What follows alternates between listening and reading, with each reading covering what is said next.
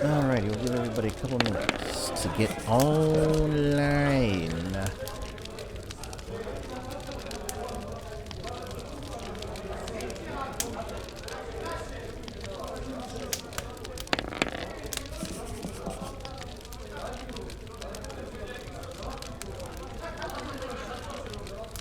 Alright, we will see what's going on here.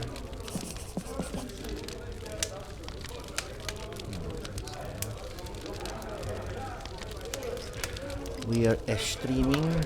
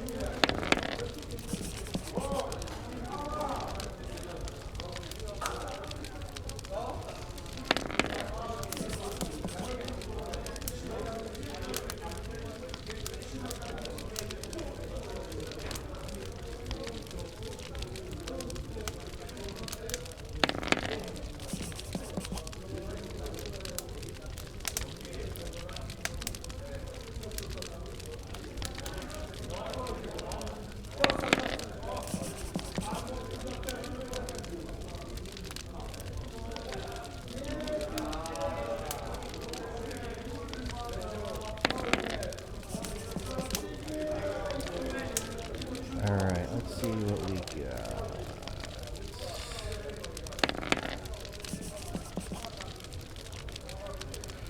Yay, everyone's on. Alright, we got,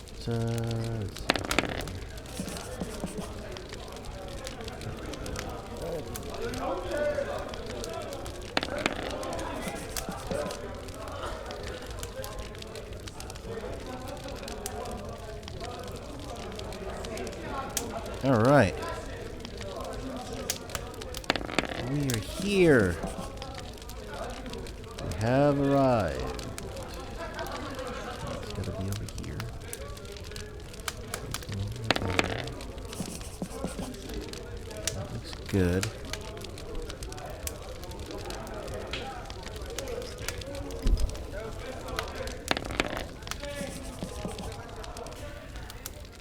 Need you guys to check in, sign off.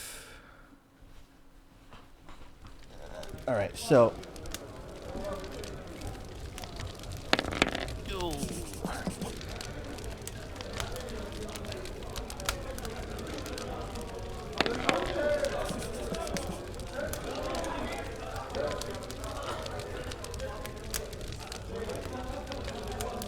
what's going on?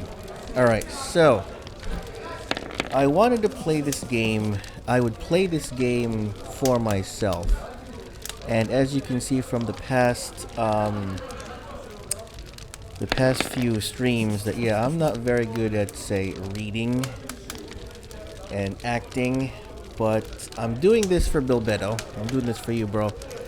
That because I found this morning, actually, and I wanted to play it. There is one free book, book 61.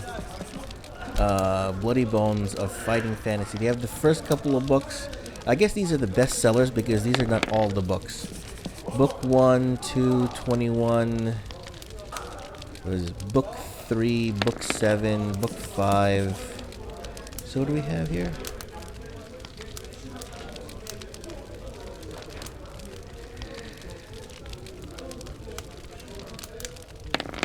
One, two, three. Okay, they didn't put in book 4, but we have 5, 6, 7. I guess these are by popularity, maybe? City of PC, so. And they cost about $4 each, but we're gonna go over the free book first. If it's good enough, I'll buy the others. Actually, give me a minute.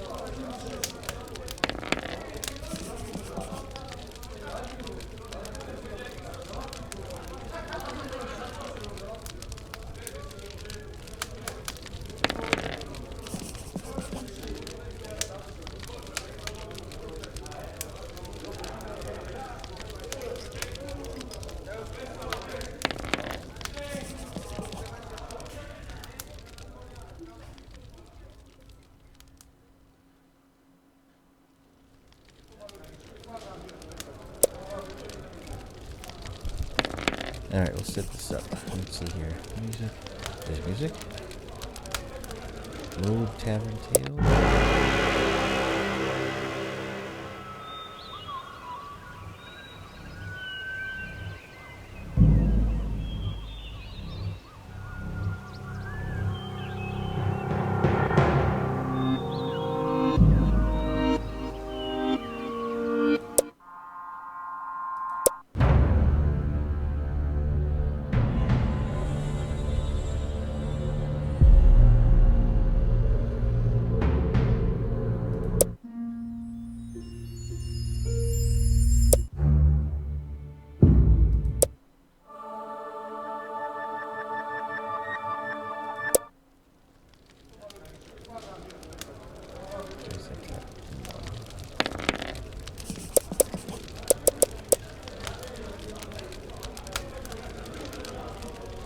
Interesting. Ooh, wait a minute.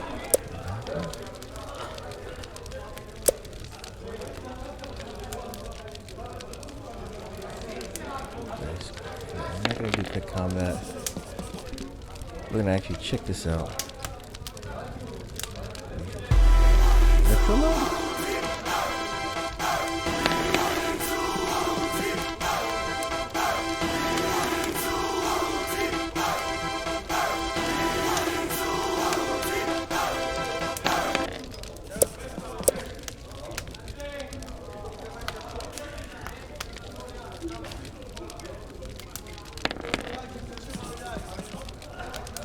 Oh, looky who it is. It's Larum.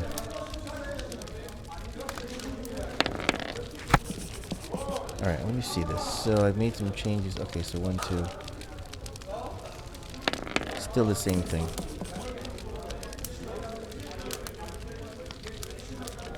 Skip book 4, 6, 7.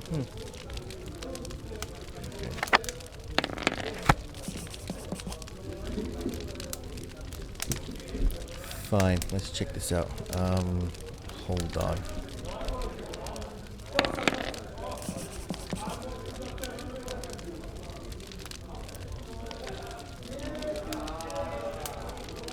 Alright.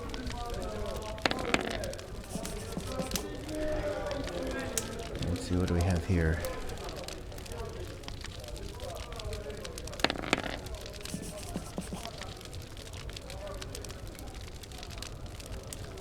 I think they just did the best sellers out of all the books.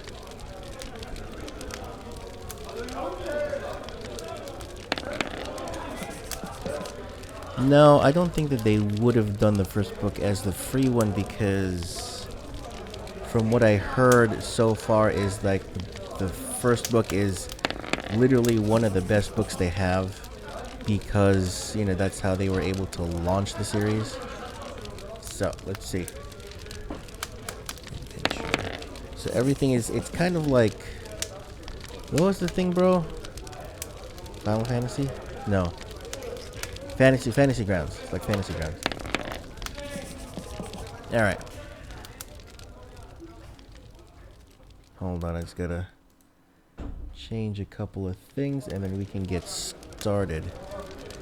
But yeah, I think what it is this is just some kind of like a bestsellers thing.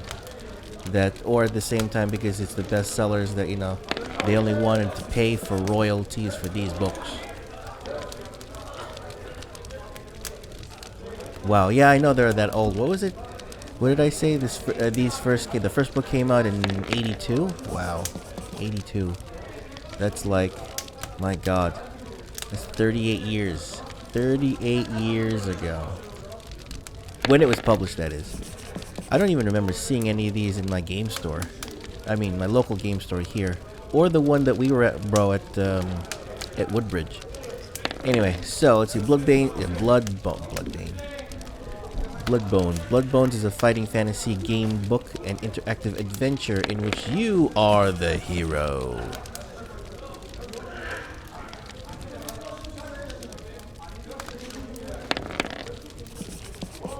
Well, let's put it this way. I was born, yeah, I'm older than you, Lirum. So, yeah, I grew up not having color up until maybe a little bit older. Well, a little bit older in the sense of, you know, maybe around 8. Until I was 8. Did my parents get a color TV? No, I had black and white for a while. Okay, so, let's see here. You can win only by choosing the correct path, finding equipment, avoiding traps, and surviving combat. Before embarking on your...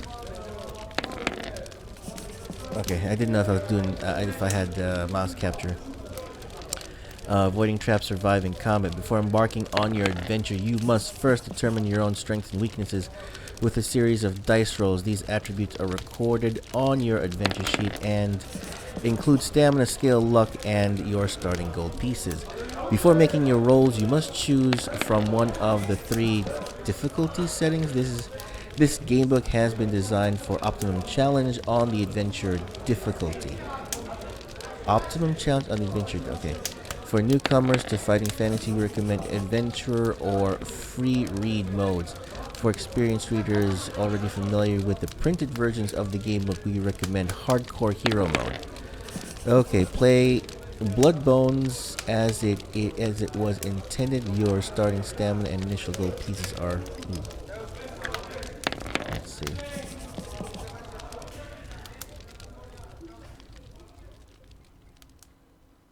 Okay.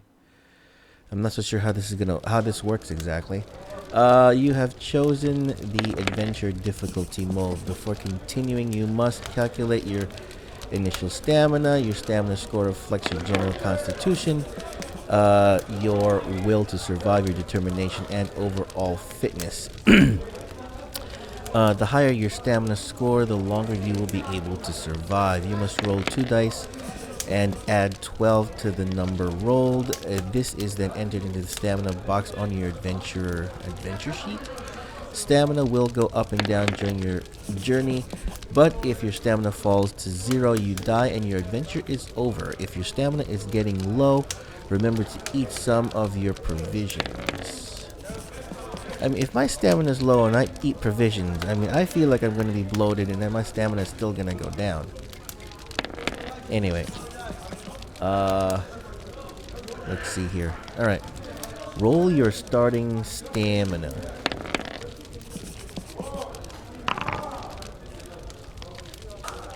Okay. 5. Wow, it means 17. God, of course, I have to get the lower half.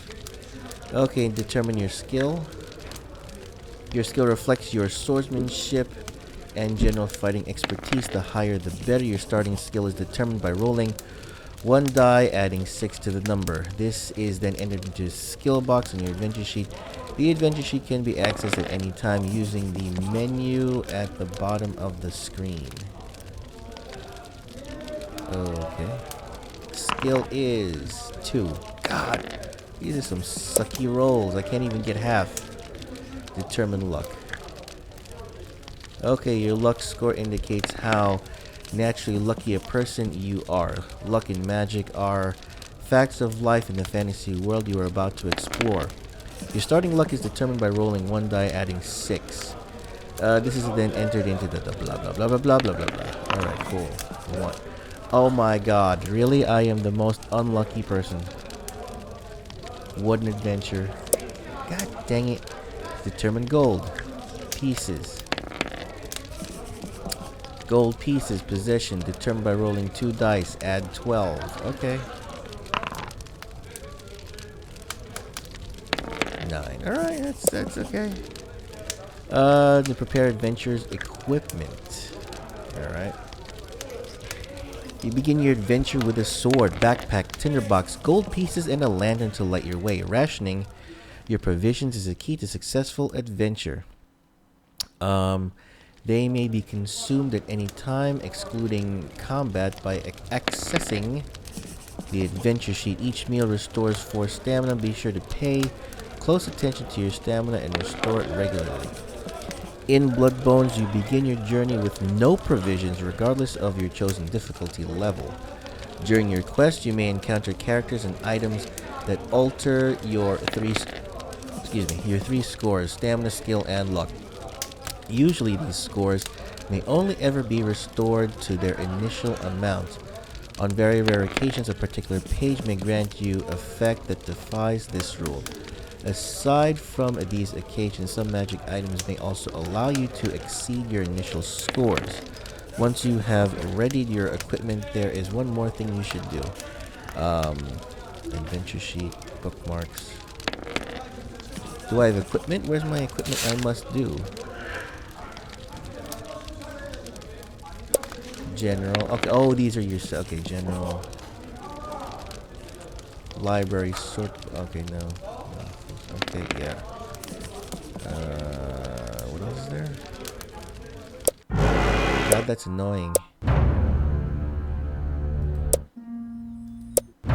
Fine, we'll do dungeon delve.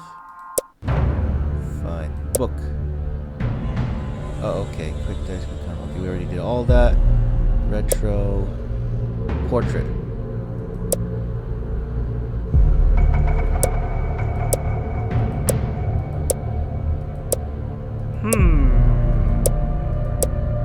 Wow, that's not bad. Fine, I'll just stick with you. player. Mahula. Okay, done. Fine.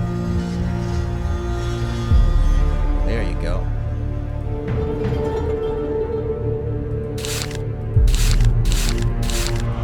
Alright, cool. Are we here?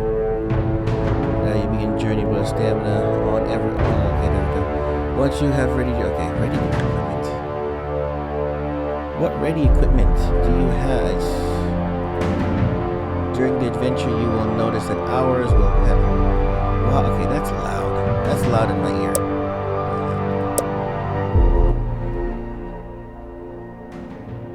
That's better. During the adventure, you will notice that hours will pass at key points, usually when you have been doing something for a considerable length of time. This is very important, as will become apparent as your adventure progresses, trying not to allow too many hours to pass. Onward to the adventure. Welcome to Storytime with Mahula. Alright. It all started 10 years ago when the evil pirate lord Cinnabar. Really, Cinnabar? Okay. Murdered your family. At the time, you were only 12 years old and lived with your family in the small fishing village of Clam Beach on the northern coast of Ruddlestone, halfway between the two major ports of the kingdom, Harabnab, home to all lawful adventurers and sailors, and the sinister port of Crabs. Wow, they couldn't be a little bit more imaginative with the names. Life in Clam Beach was not easy, but it did have a peaceful security about it. And then the terrible day came. It was a clear summer day in warming when the huge forbidding black galleons sailed into the bay, flying the dreaded flag of the Skull and Crossbones. Pirates! The bloodthirsty cutthroats were soon racing up the beach towards the village. The fighting was swift and bloody. Soon most of the grown folk of Clam Beach had been killed, your father and two siblings dying while trying to defend the village. In the end, the village elders had no choice but to surrender to the marauding raiders and open the village's meager treasure coffers. The cruel pirate captain came ashore.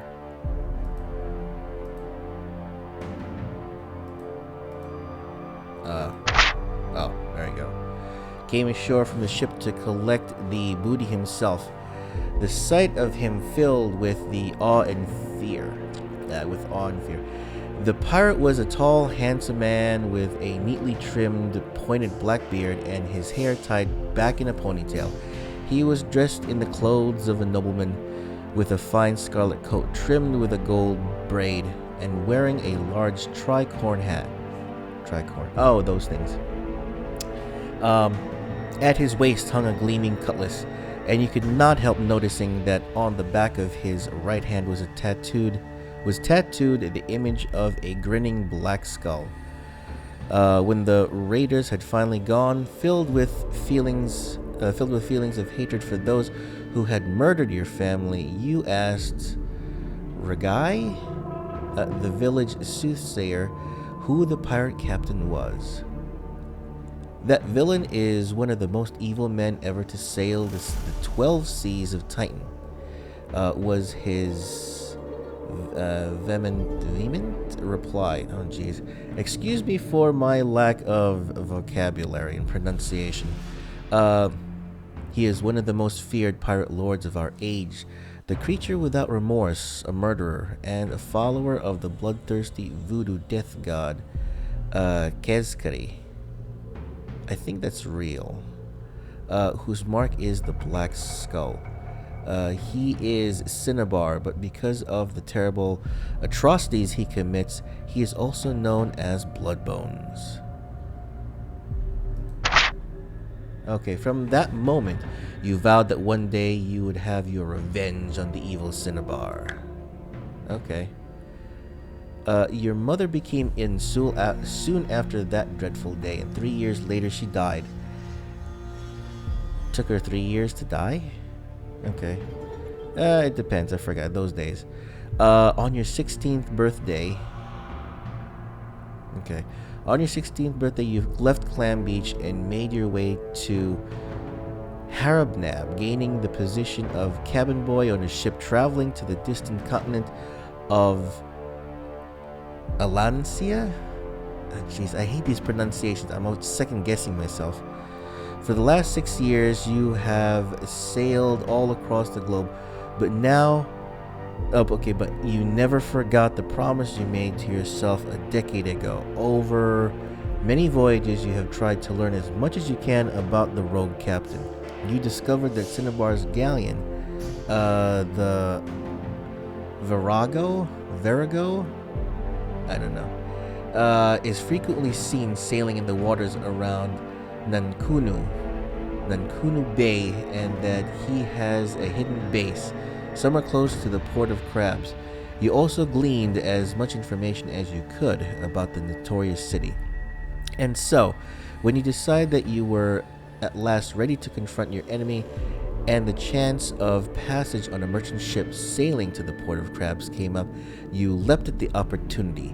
Vengeance, you are sure, will soon be yours. The port of Crabs is haven to every pirate. Oh, jeez. Scum and villainy. Okay. Is haven to every pirate, buccaneer, freebooter? Never heard of freebooter. Who ply their trade off the coast of the kingdom of Ruddlestone in the old world. As you stand at the prow of the merchantman, looking towards the land, you can make out the ramshackle jumble of buildings of the infamous city and the outline of the old fort that stands before it, like some ancient crumbling sentinel. The merchantman bumps against the stone jetty, and you quickly disembark. Not only is the port of Crabs one of the most dangerous cities in the old world, but a thick fog is starting to roll over from the city. It is late afternoon, and on a chill day in the month of unlocking, and the docks are bustling with activity. Interesting names.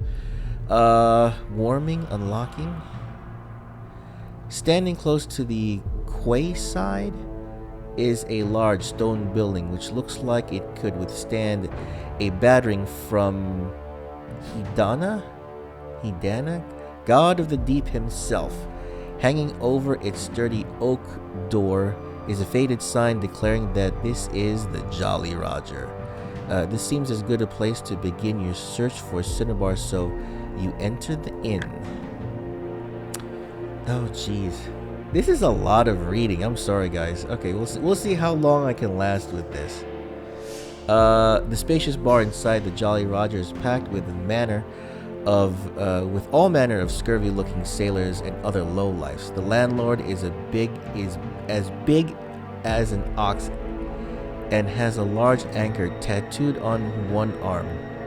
No one takes any notice of you as you enter, so you approach the bar and order a tankard of ale, costing 1 gold piece. There goes 1 gold piece that's got to be spent already. Lirum, this is... okay, so if you don't know, this is actually an old series of single-player RPG, where that I thought it would be a little bit more fast-paced than this, but you know, I'll see how far I can go, how much I can go. But yes, this is, from what I remember, yeah, this is a book of an RPG. You read through it, and then it's basically, depending on what you choose, then you have to, see the specific responses out of the book as to what page and other things, blah, blah, blah. So, yeah. But I can see that where if something goes wrong, you can always retry the game. The replayability depends, I guess. But look at that, costing. So already one gold piece is gone, and it's already part of the store. Jeez. Anyway, you decide to question the landlord about Cinnabar first. Over your tankard of ale, you talk about the weather and start to trade, and then draw the innkeeper onto the subject of the pirate you seek. I hear the Virago plies these waters. I'm surprised we weren't attacked ourselves. Not anymore, it doesn't, the landlord replies. Have you not heard Cinnabar has been dead these last 6 months? Cinnabar dead? You have come all this way after years of harboring desires of revenge, only to find that the dread pirate lord has already passed from this world. You ask the landlord how he died. Have you not heard? I would have thought that everyone as far as the Diamond excuse me the Diamond Islands would know by now. It all happened last hiding. I wish I knew some of these terms. Geez, warming, hiding. You listen attentively as the innkeeper relates the tale. It appears that Cinnabar and his crew were emptying the hold of a galley sailing from Haranab to Arkleton? In distant Analand, when the renowned bounty hunter Conan caught up them in his ship, the Fortune. Unable to escape, Cinnabar and his men had to defend themselves against the crews of the galley and Conan.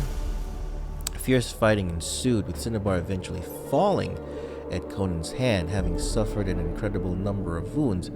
His body being lost to the sea, with their leader killed. The surviving members of his crew fled aboard the Virago, returning to the port of Crab. Soon after, Cinnabar's second-in-command, Merrill the Red, set off in the Virago amid terrible storms, purportedly to recover her captain's body. There's nothing else I can do here, right? No.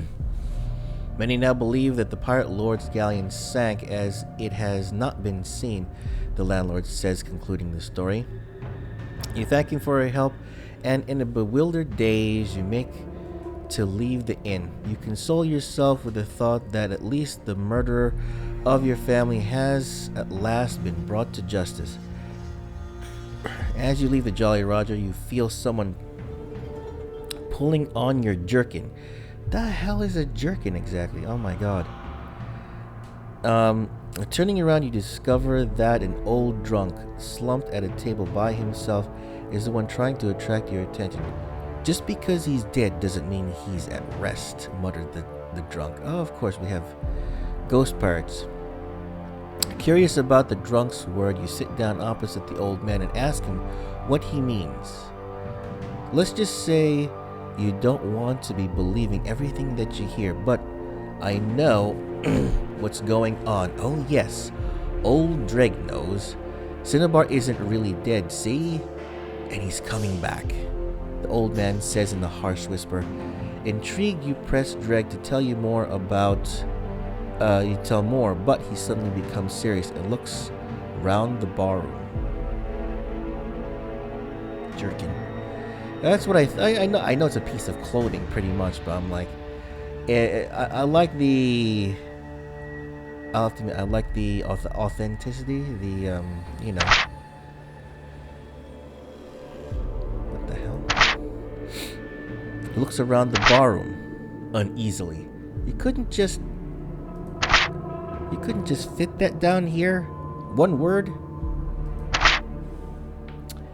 Not here. Meet me outside in 10 minutes. You nod in agreement and leave the Jolly Roger. Now turn over. Okay, so this is pretty much like... Okay, let's see what happens. Uh-oh. The hell? Okay, tendrils of fog now swirling around the boats in the harbor and oozing along the streets of the town. When the 10 minutes are up, you quickly return to the Jolly Roger and sneak down the side alley next to it. In the mist and shadows at the end of the narrow alleyway, you can make out three figures standing over a fourth, cowering on the ground at their feet. Wasting no time, you draw your sword and dash towards them. Hearing your approach, the three pirates turn to face you. The burly characters are ugly, scarred rogues, and the biggest of them, who is easily wielding a heavy wooden club in one hand and holding a bullwhip in the other, looks as if he has some ogre blood in his lineage. At the pirate's feet lies Dreg, beaten, bruised, and only just conscious. Here's the snooper now, growls the half-ogre. I don't want to know what the hell happens with the parents of a half-ogre. Really. Anyway, you're no match for us. By the time we've finished with you, you'll be feeding the shrimps. Or rather, the shrimps will be feeding on you. The other two pirates burst into coarse laughter at the companion's joke. Yeah, you're fish bait. Okay. Still laughing, the ruffians advance towards you. Apart from the half-ogre, there's a well-built bearded man missing most of his teeth, and a leaner rogue with two ugly red scars running down the right side of his face. Okay, you may be about to engage in your first fighting fantasy battle. Would you like to know more about how combat works? I think it's pretty much easy. It's just, well, let's just see. Say yes. When you begin fighting a battle, Fighting Fantasy Classics adventure sheet will appear at the bottom, blah, blah, blah, displaying stamina, skill, luck. Above this, the monster encounter sheet will appear, displaying stamina, skill of the foe. Battles are resolved by rolling two-sided 6 dice. Okay, 2d6. For both you and your enemy, adding the result of the roll to the respective skill score. This is called attack strength. Both sets of dice are rolled at the same time. Your dice are white, your opponent's dice are red. If your attack strength is higher, you have wounded your foe, causing 2 points of stamina damage. If the enemy's attack strength is higher, it has wounded you, causing 2 points of stamina damage. If both attack strength totals the same, you have avoided each other's blows, resulting in a draw. After hitting your opponent or taking stamina damage, you may use luck to inflict a more serious wound on the creature. Okay. Or minimize the effects of the wound you received. To do this, select the luck button, which will roll 2 green 6-sided dice. If the number rolled is equal to or less than your current luck score, you have been lucky. If your number rolled is equal to or less, jeez. If the number rolled is higher, okay, no wonder why they did the luck roll. I had the worst luck. If you're attacking and you are lucky, you have inflicted a severe wound. Okay, this makes sense. Blah, blah, blah, blah, blah, blah, blah. Full stamina. Wait a minute. If you have been wounded and are lucky, you manage to avoid the full damage of the blow and only lose 1 point of stamina. Okay, your luck score decreases by 1 point each time you use luck during battle. Sometimes you will have the option to escape. Okay, if you choose to escape, your foe automatically scores a hit against you, causing 2 stamina damage. Such is the price of cowardice. Battles will continue round by round until stamina score either blah blah 0. Okay, fine. Easy enough, straightforward, I think. Okay. How will you deal with the ruffian stepping menacingly towards you? To charge one of the pirates, turn to 357. If you want to stand firm, prepare for fight. If you okay, escape.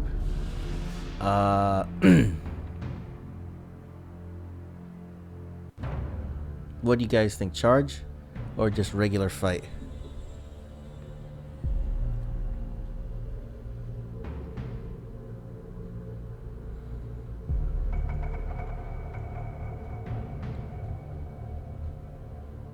Interesting enough. Jeez, just reading through this and whatever, I already killed that much time and we're only in the first fight. Of course you guys say charge. The pirates are not expecting this reaction from you, and you are able to wound one of the rogues before they know what is going on. It's time to fight. If you defeat these scoundrels, if you lose. Okay.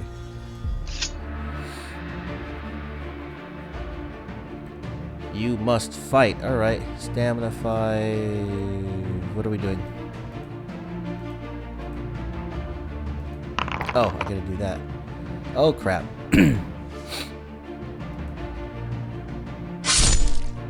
Jeez.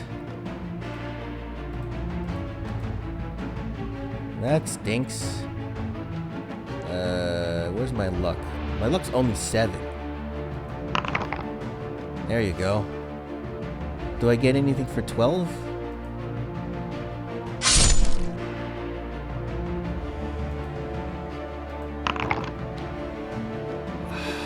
Crap.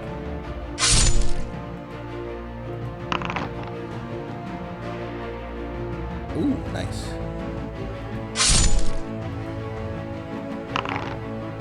Yes. Okay, so the first pirate. You've defeated the first pirate. Now you must face second pirate. First pirate, second pirate. Well, I get it's because okay, first pirate, second pirate. That's fine. That's because they weren't given names. That's all right. It's kind of like saying hooker number 1 and hooker number 2 on, you know, some kind of cop show. Ah, crap. Ooh, draw. Yes.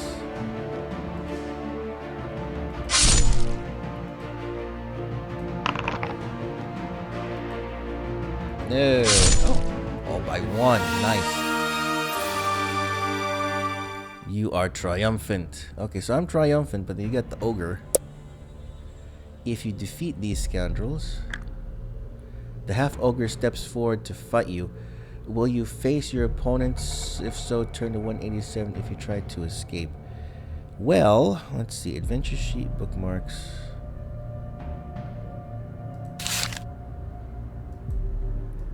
Oh, I can do that. Other lantern, backpack, tinderbox, 20 gold pieces, sword. I have nothing I can eat. Okay, cool. Dropping his whip, the half-ogre moves in to attack. Oh, that's interesting. Okay, so that makes sense now. If you turn to fight, you go to this page. The fight is against this. Okay, it makes sense as to the structure of what goes on. Uh-oh. Okay, there we go. Ooh, that's better.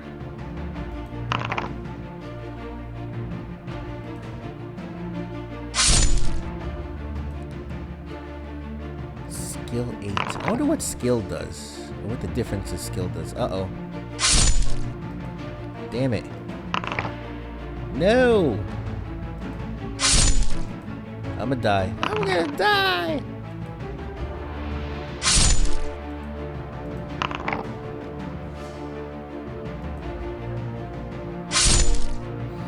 You hit half ogre. Tap to continue.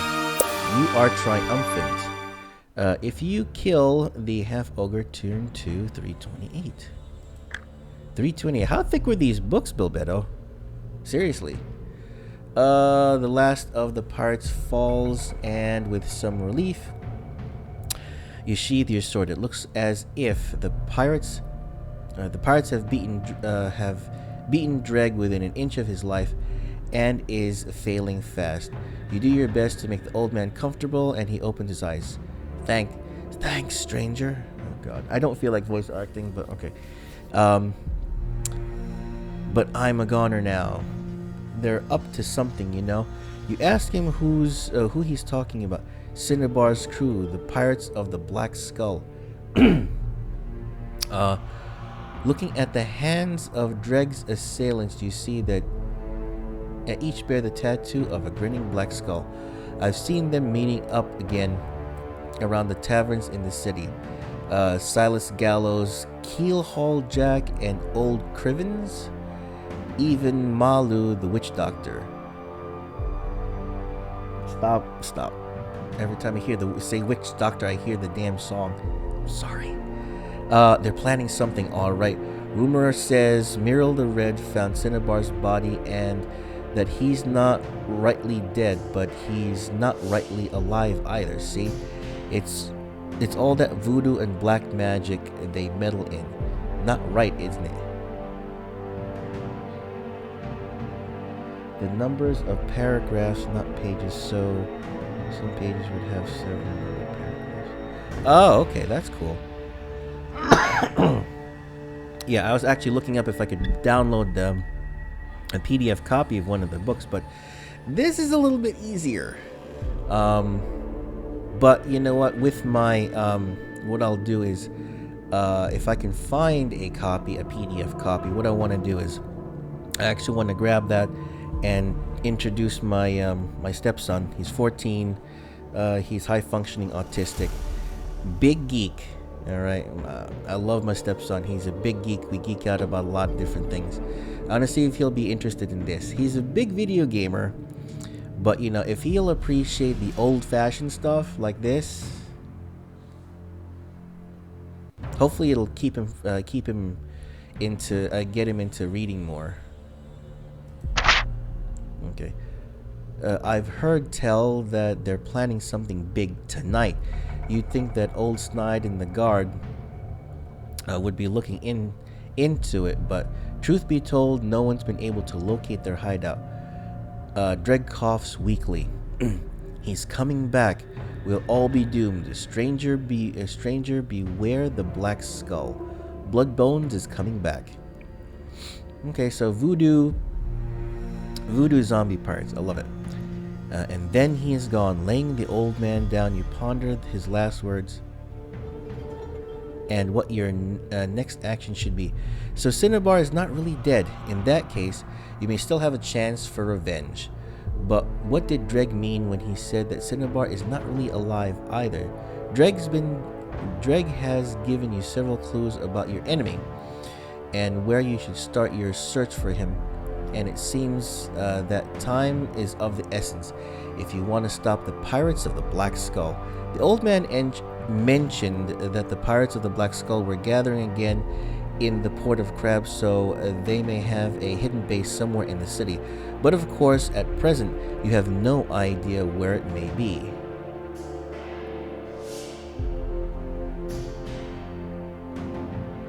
Yeah, no, it does. I mean, to save paper, yeah, it would make sense to number paragraphs and things like that. Oh, good lord, what the hell is this?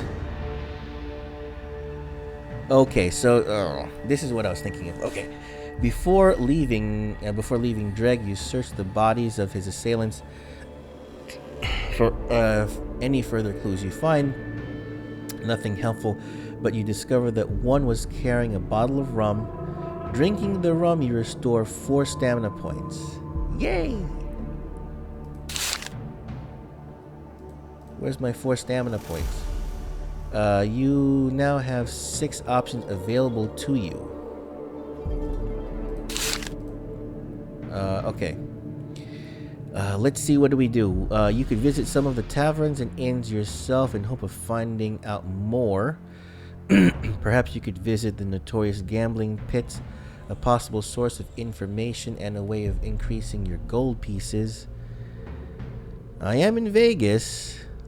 Alternatively, it may be a good idea to better equip yourself by visiting the markets before you set out on your quest. You could try to find out more about the Black Skull and the cult of Kezkri. See, that's the thing. It's like, okay, so this is, okay.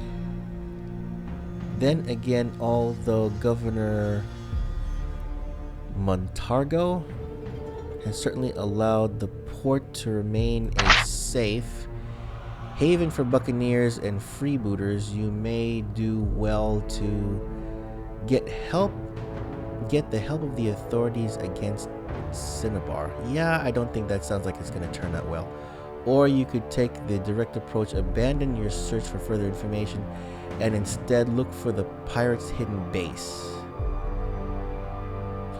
So I'm thinking that this is probably the dawn of the side missions. Yeah. So I'm thinking this is the dawn of the side mission. So let me see here. I want to check one thing really quick before we continue.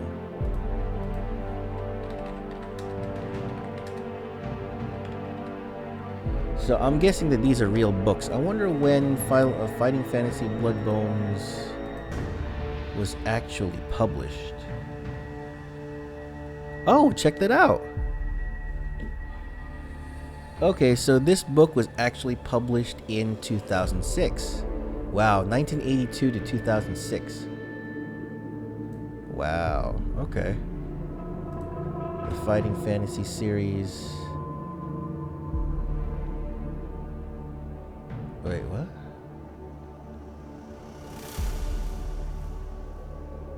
Puffin Books, Wizard Books, Scholastic Books?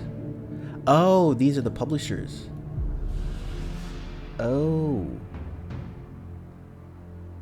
Oh, okay, cool. So Scholastic owns the publication rights from 2017 to today, apparently. Several Fighting Fantasy video game titles. Okay, there you go. Oh, wow, on the Commodore 64. Interesting. All right, cool. So this is 2006. All right, so I guess we got to do side missions, but I want to go first to the markets. Let's see what happens in the markets. All right. The port's sprawling markets lie within the merchant quarter, which runs from Farthing Lane to Moneylender Street. You have two possible options if you want to look for practical equipment around the markets, or you could visit Port of Crab's lively bazaar with its more exotic and expensive wares. Oh my god, I don't have money. I'm a poor fool with only 20 gold. Wait a minute, I thought I was supposed to regain stamina. What the hell?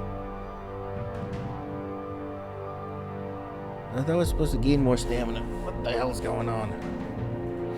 Okay, but it did say now I have the bottle of rum. Hold on. I can't go back, can I? Okay, looks like I can't go back now.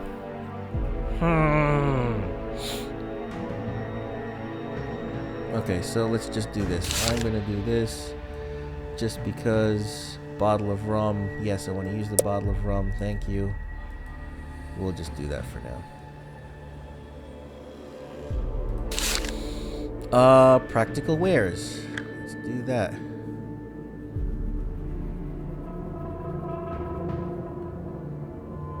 Flask of grog, poison antidote. Okay, take a look around the bazaar for more exotic items. Throwing daggers, cutlass.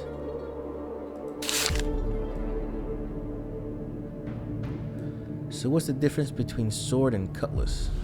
Sword's a sword, cutlass is... should be the same thing, right?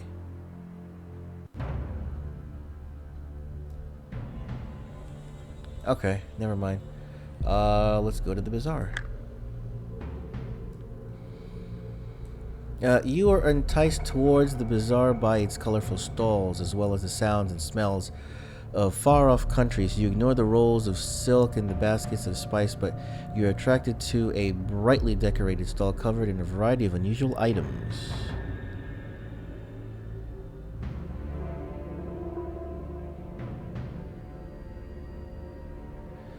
Yeah, maybe. We'll see.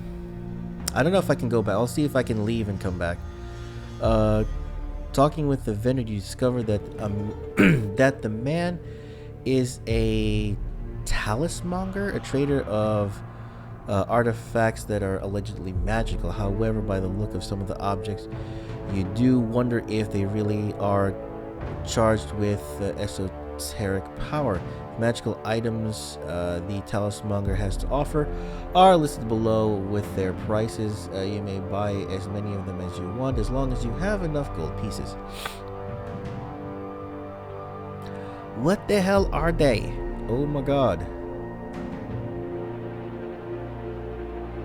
Potion of giant strength. Lock of elven's hair. Shark teeth bracelet. I'm actually tempted to use half my money and buy the magical compass because I feel like it's going to be like Jack Sparrow's compass and, you know, help me get through this faster. I'm thinking. What do you guys think? What do you think? Because I wanted armor, but magic stuff, this is almost just as good, but you don't know what, the funny thing is you don't know what they do. What do you guys think? Buy something, leave. Actually, crap. Oh, I can leave here. Carved darkwood armband, 4. Once you've made your purchases, go here. Okay. It sounds plausible, right? Fine. Let's just do it. Okay. Trade 1 magical compass for 9 gold pieces. The lodestone inside of the compass is attracted to large deposits of gold. A must-have for any would-be treasure hunter. One, it's a treasure hunter, but at the same time, I'm thinking this could help us find the pirates and blood bones and everything, right? Because he's a pirate. Logically, he'll have a headquarters with, you know, a pile of gold and whatever, so this should point to where their lair may be. Right? If it's plausible. Fine. Oh my god. What am I doing? Darkwood armband. That's the cheapest thing.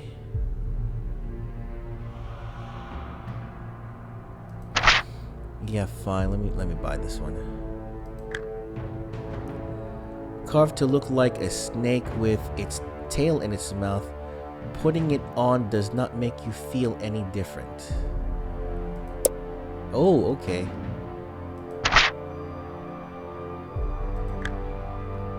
Damn phone. Made from leather, embedded with 38 razor sharp teeth.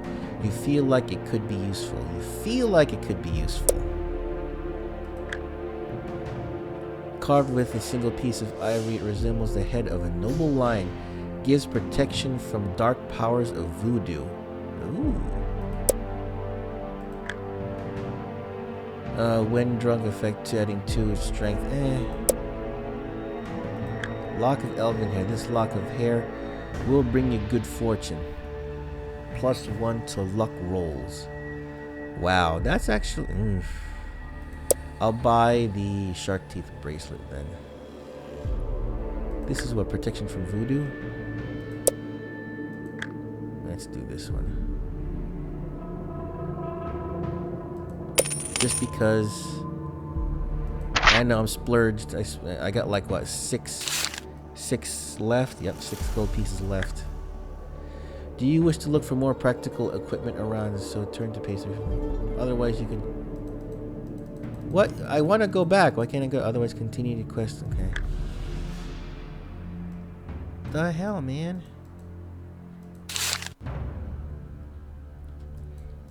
Damn, this sucks. I can't go back? You can't go back. Actually, no. Let me see the sheet. Hold on. I have others. Okay, so magical compass, sword. Okay, it doesn't say I have it equipped. Right. As you leave the market, you note that 1 hour has passed.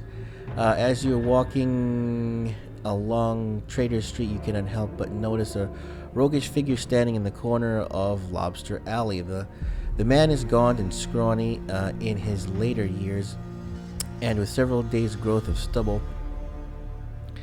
He also has an eye patch, a wooden stump for a leg. Of course, they have to have a wooden stump for a leg.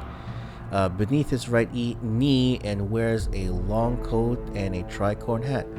A monkey with its own tiny waistcoat is scampering around the man's shoulders.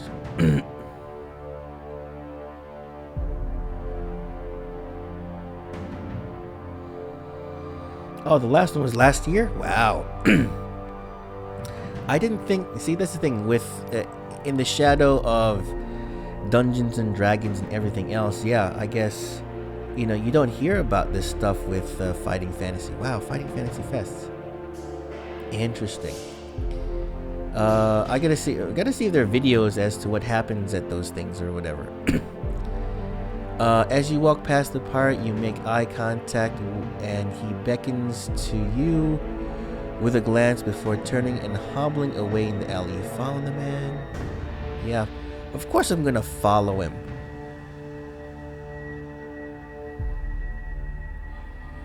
That's true, there could be one this year virtually.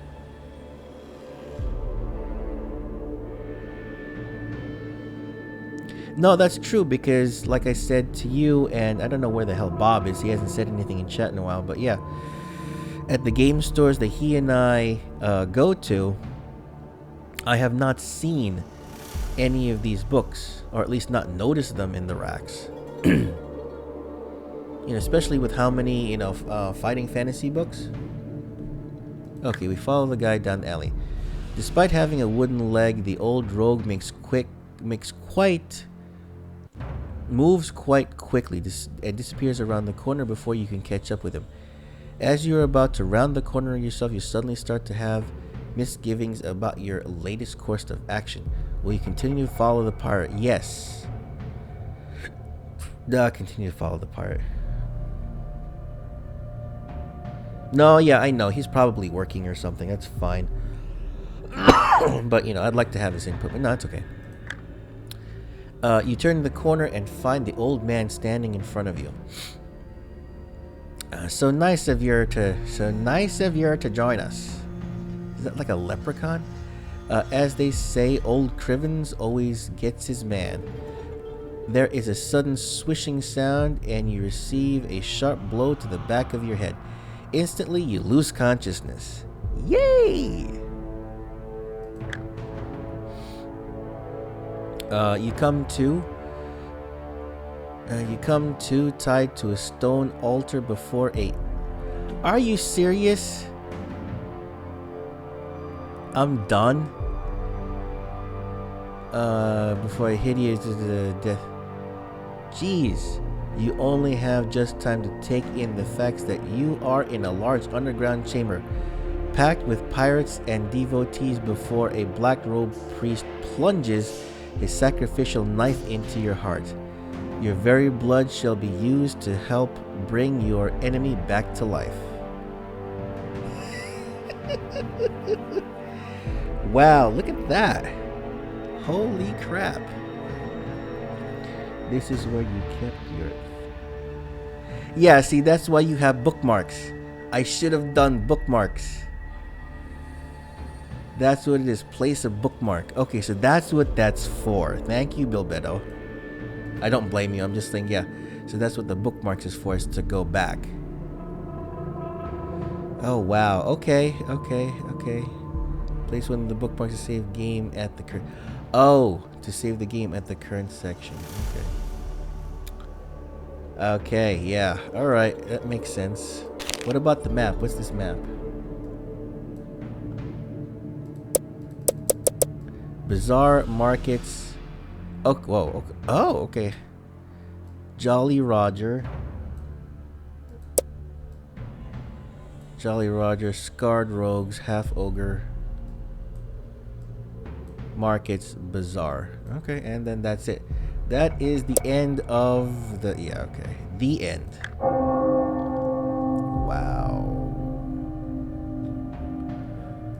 Wow.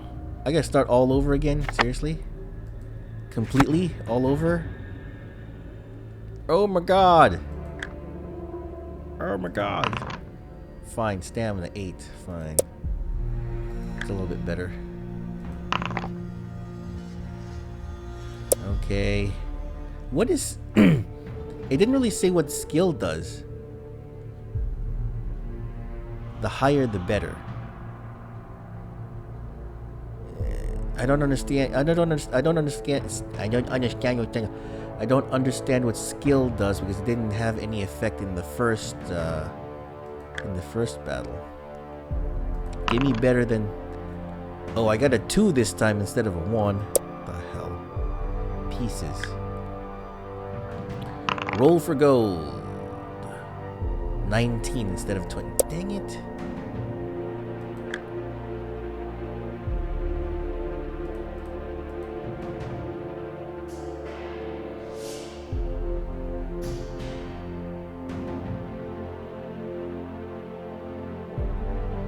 Oh, is that what it is? Okay. Onward to the adventure. Bloody, bloody, bloody, blah. Blah, blah, blah, blah, blah. Revenge on Cinnabar. Okay, we did this. Mother becomes ill. Okay. Blah, blah, blah, blah.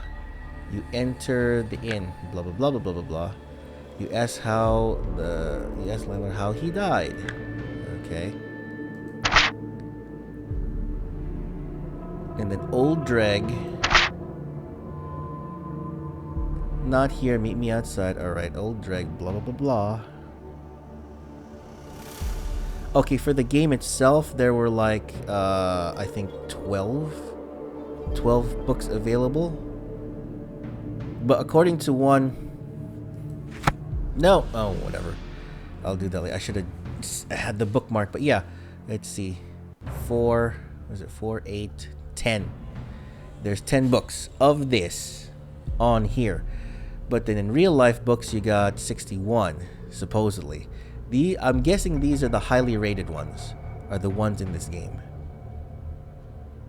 But at the same time, if you look in Steam, I got this where the first book, or book 61, is free with this game. You have to buy each book. Each book is about $4 American, $4 American, but you can buy all of them for like, what is this? I think 25 bucks. What is it? What's 4 times 8? Yeah, 20, something like that. You save a couple of bucks.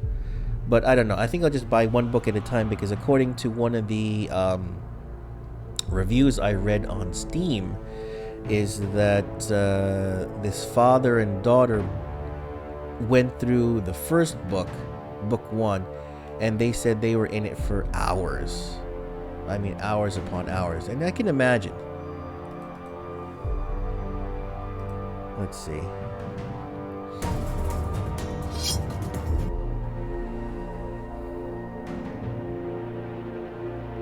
Yeah, there are a lot of bad reviews too, but whatever. I mean, it's okay.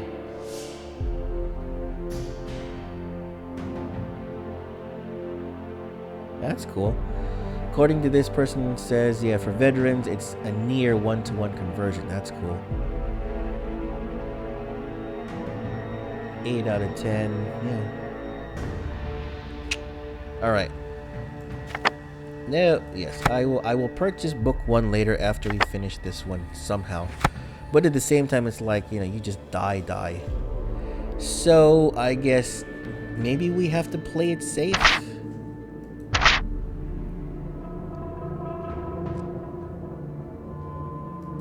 I'm thinking you have to play this safe. Would you like to know? No, I don't want to know.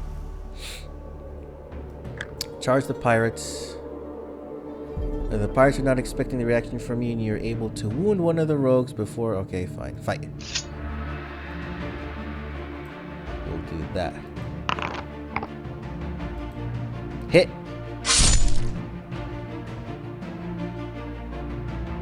Oh, okay, yeah, okay, you're right. So, yeah, so it's... U is 6 plus 11. Oh, alright, cool.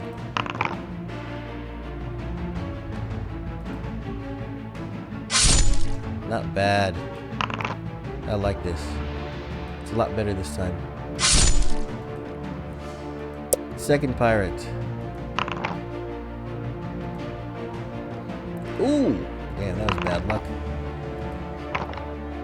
What the hell was that? Did you just see that?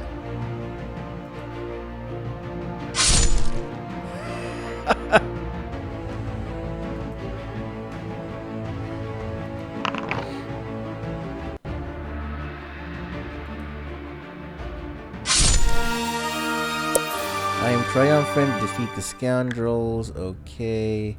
Will you face your opponent? Yes, we will face the ogre. We will fight the ogre.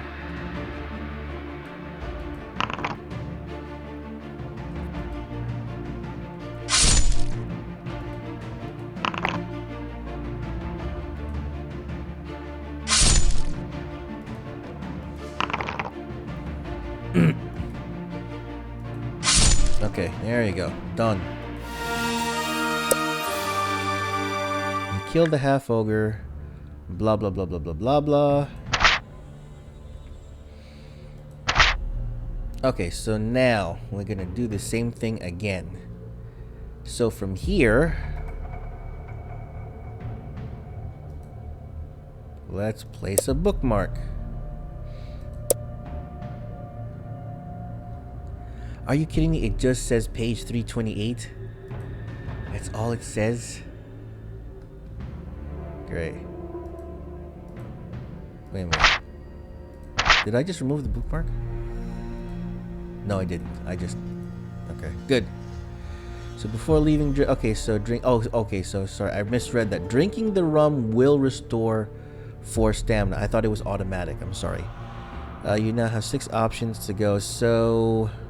I want to go to the market again. I really do. I really want to buy stuff. I really want to buy stuff. Alright.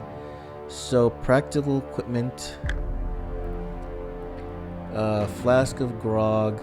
Poison antidote. Rope. I'm almost tempted. You know what? I'm fine. We'll buy... Just because. I want to buy rope.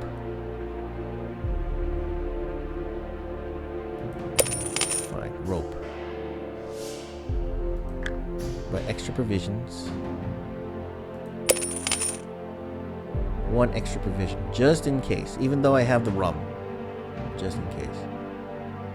How much do I have? 16.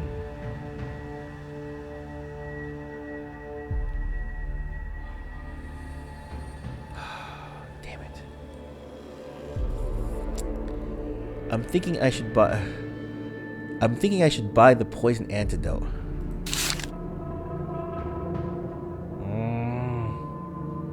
But I want the compass and the bracelet. Forget it. Yeah, let's go to the bazaar. I want the compass. Well, no. Okay, so yeah, I looked at looking back at the dice. It looked like someone hit the table, like, and then the dice bounced up. So yeah, 7 pieces of gold. Find shark teeth bracelet. All right. Leave. Otherwise, you continue on your quest. Will you follow the man? No, we are not following the man.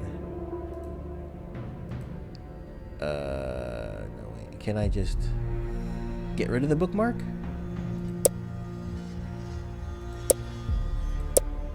Can I get rid of the damn bookmark? No. Okay, no, we're not following the man. Thank God. Ignoring the pirate, you leave the markets of pork crabs. You are definitely drawing attention to yourself, though, which may have detrimental effects later on. Turn to 334. Okay. Choosing a location you haven't already visited. Where do you want to go on your search for information? 1 hours have passed since your search began. Okay. Alright, where do you guys want me to go? Temple Quarter.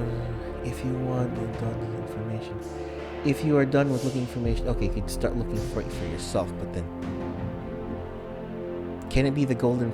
The funny thing is I want to do this and see if the golden compass does something. Alright, you guys figure that out. I will be back in a second. Yeah, I'll be back in a second. Because I think I want to do this for the next couple hours. I'm going to take a quickie break.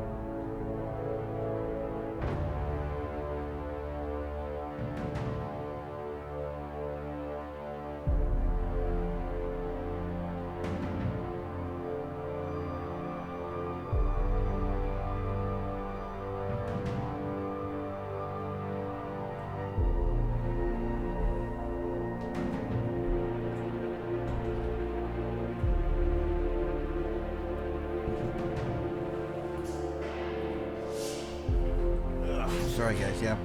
I just woke up and I thought that, this is gonna be okay, but we'll see what happens. We'll see what happens with this. I wanted to break from Cardopolypse,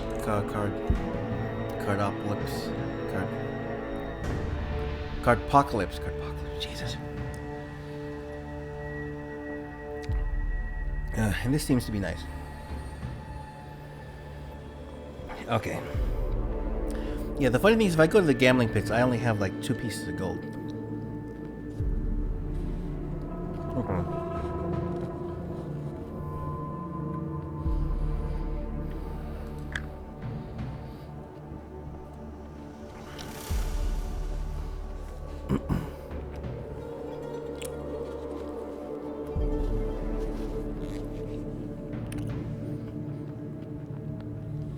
Sorry, I just woke up, so that was breakfast. A piece of bacon and a croissant.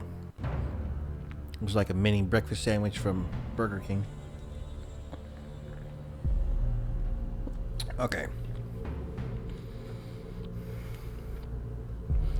The gambling pits lie within the area of the city known as the Claws, the poorest and most dangerous part of the port. Hey, look.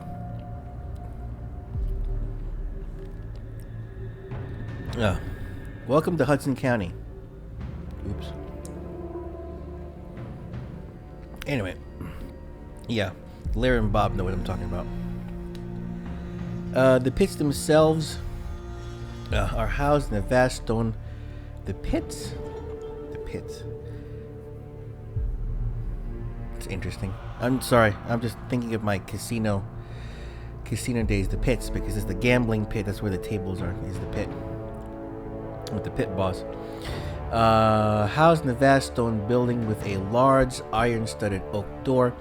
The entrance is flanked by 2 troll guards. As you walk past them and through the door, they give you a cursory glance, and one says roughly, "Remember, no fighting." Inside the gambling pits lie under a thick cloud of pipe weed smoke.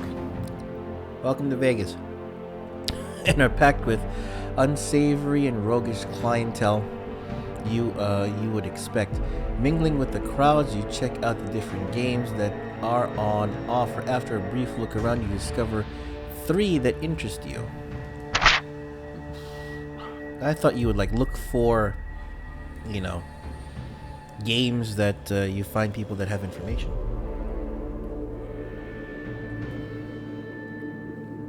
Okay, check out the Arrow of Providence. Calabrius' calculator? The hell is that? Or if you wish to learn more about the amazing Armarno? What? You can leave the gambling pits. Okay, guys, choose. That's why I like streaming, is to do this. I think that's what I want to do. Is that, depending on how far I can get through this and everything, by the time I have to leave, I think it's what I want to do. We'll play this. Only you guys are on the stream right now, but I want to check out. I'm gonna probably do this under not the game name, but was it Twitch Plays, and you guys can give me, at least the chat can give me more input, more people, hopefully. The Arrow of Providence. The Arrow of Providence is a popular game of chance in the gambling pits. It is made up of a large circular board divided into... It's Wheel of Fortune.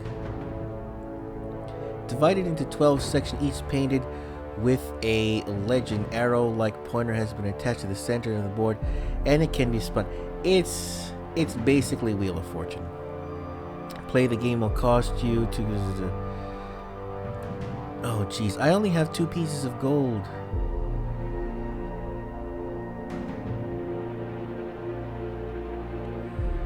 Welcome to Vegas. All or nothing. Damn it. Arrow of Providence. Look at that. Double your score, lose all your points. Okay. You pay your 2 pieces of gold and step up to the... Wait a minute. Did I pay my 2 pieces of gold? Yes, I paid my 2 pieces of gold. I am now broke. I am brokies.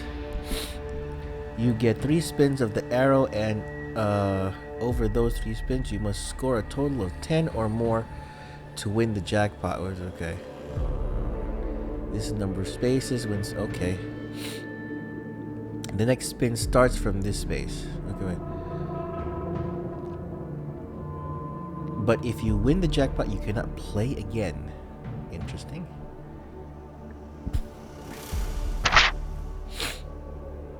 Spin the Arrow of Providence.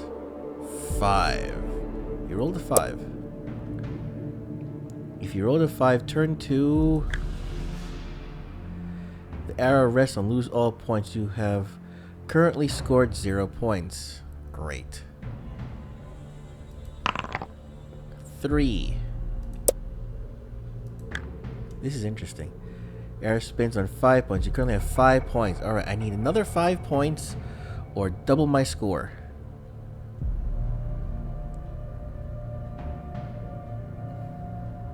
Welcome to Vegas. Vegas, baby. 5. What was 5? 5 was lose all points. You have... Okay. What? If you have enough points, then claim the jackpot. I can't. Oh. 5. Arrow rest and misses spin. Okay. Game is now over. Yay, I'm broke. Okay. Or, yeah, I have to cut my losses. I'm broke. As you leave the game, You catch a whiff of an interesting conversation. You must test your luck to figure whether you can clearly hear what is being said.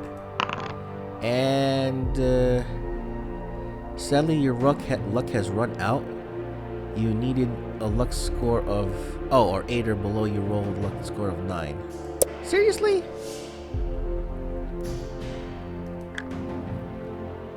Damn it. Sitsa! What's going on? Welcome. Welcome to Gaming Before Gaming. Gaming Before Gaming? Welcome to the grandfather of gaming? Yeah. Okay. As you elbow your way through the bustling crowds, you try to listen to some of the conversations, but nothing stand out as important. What will you do? Try a round of... No, I can't do that. Alternatively, you can leave. Jeez, I just... Damn it. I have no money, so I can't do any of that stuff. Damn, that sucks. Can I sell my rum? Oh well. Fine, we will leave. As you emerge from the gambling house, you note that 2 hours have passed since you entered. Pushing through the bustling hordes of gamblers, you suddenly feel something pushed into your hand. Quickly looking about you, you think you see an old woman hurrying away, but she is soon lost in the crowds. You have been given a sealed envelope. You wait until you are outside before breaking the wax seal and opening the envelope. Inside are a letter. Inside are a letter and an iron key. The letter reads as follows: If you are determined to defeat the pirates of the Black Skull, go to the room 101 at the Silent Donkey. A friend.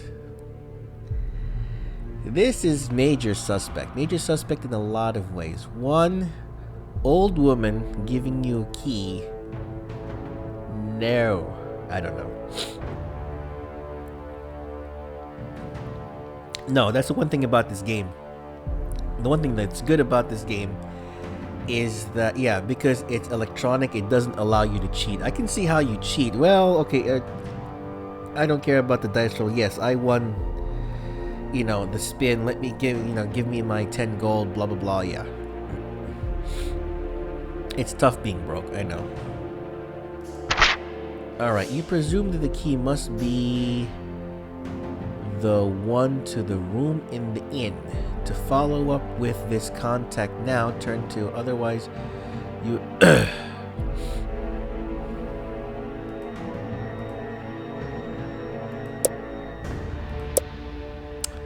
207. Alright. I know this, I try to make this a family channel, but it's more like, I enter the room, I get knocked on the head again, next thing you know, I wake up, and at the same time, I wake up naked, tied to the bed, and the old woman, well,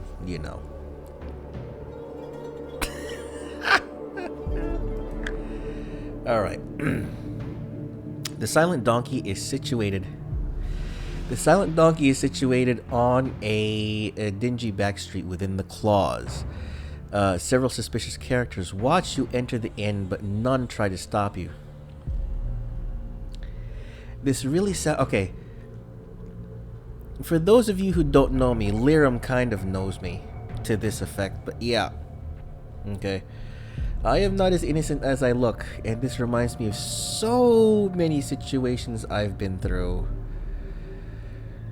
Yeah, in dark alleys, in a sense, and yeah, illegal activities and things like that, and yeah. So, fortunately or unfortunately, this situation is not new to me in my own resident brain here. What? What? Anyway.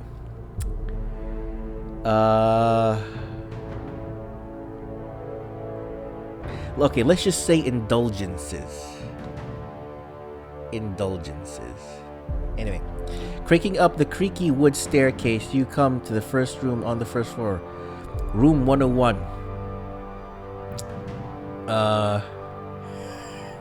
The key turns in the lock, and opening the door, you step into the room furnished with only a table and a chair. No bed? I don't know if that's a good thing or a bad thing. But what you see there sends an icy chill down your spine.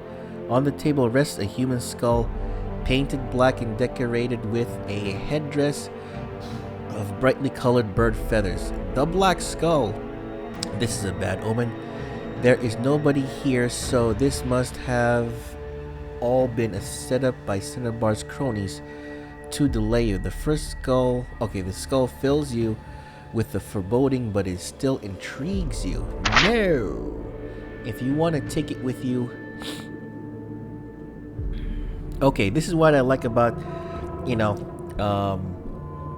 audience participation.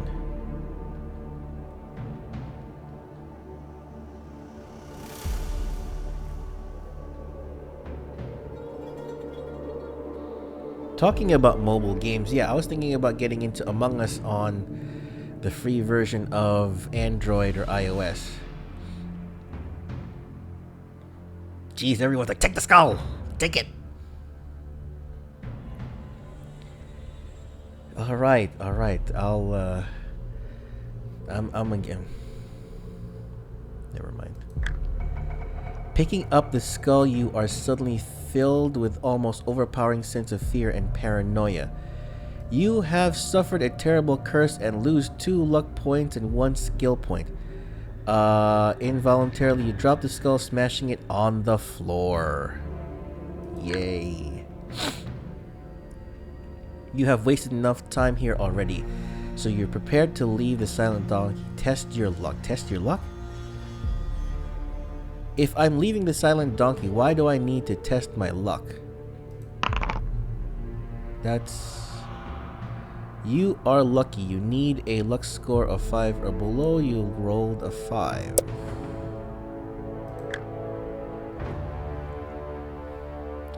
Okay, with your fingers around the handle of the door, you freeze, hearing a floorboard creak outside the room. Is there somebody there? Somebody up to no good? Silently, you unsheath your sword just in case and open the door, but not step through it. Instantly, 2 black-robed figures leap into the doorway.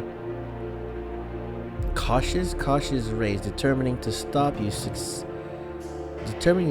succeeding in your quest. The devotees of Kezkari attack in the narrow doorway. You can fight these acolytes of evil one at a time. Time to fight. Alright, cool. You get to see the fighting mechanic. Okay, so fighting mechanic is basically rolling the dice plus my skill. Oh, jeez, my skill is down. So is my... Oh, God, my luck.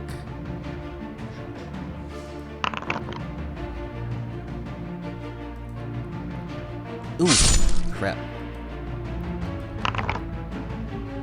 I don't want to use any more luck since I'm down. Oh, damn, they have a lot of stamina. They have a lot of life. Okay, nice.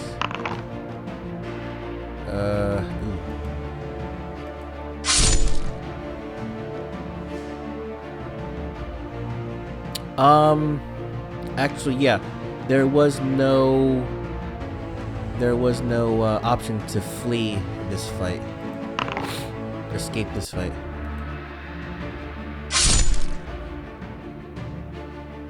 Yes, it really does pay to have a high skill.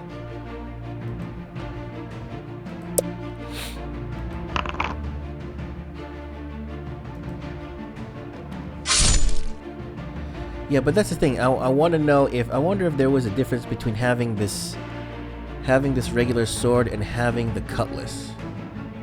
Oh, you can do that. Oh, you can do that separately. Okay. That's cool. Oh. Equal. There you go, +4. Nice. Leaner. I got a leaner.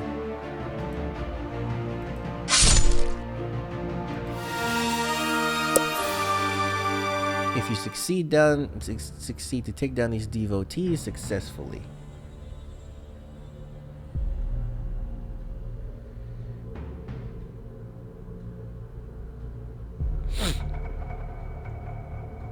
Yeah, you're gonna. What was it? Yeah, you just said about singing. So I was it. The girlfriend and I, we just watched a couple weeks ago. What was it? Sister Act 2 when they were in the high school and everything. And remember when the wet girl was like singing the Love Boat? The Love Boat.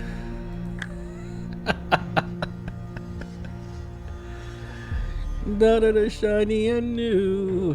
Whatever.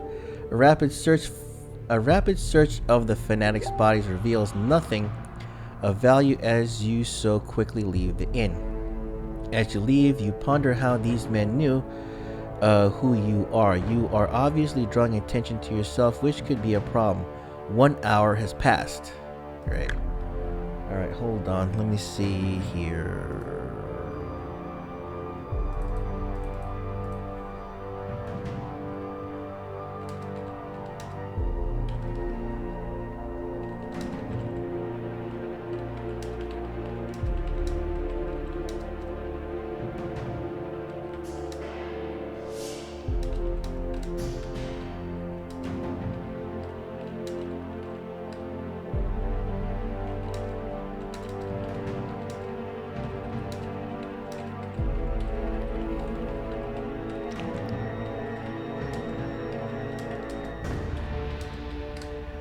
Okay, what do we do here? Let me get back to the chat.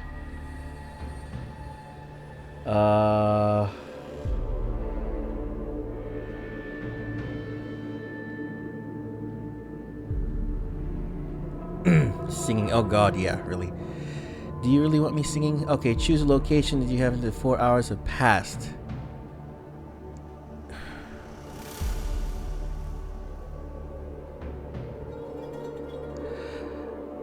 I can go to the taverns and inns, but I don't have money to buy any,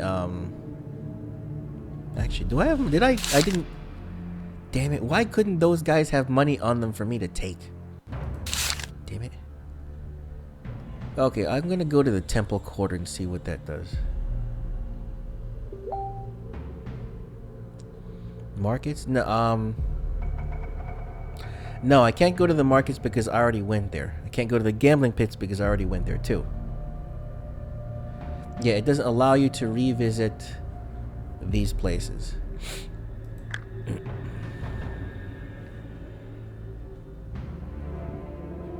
Excuse me. Alright.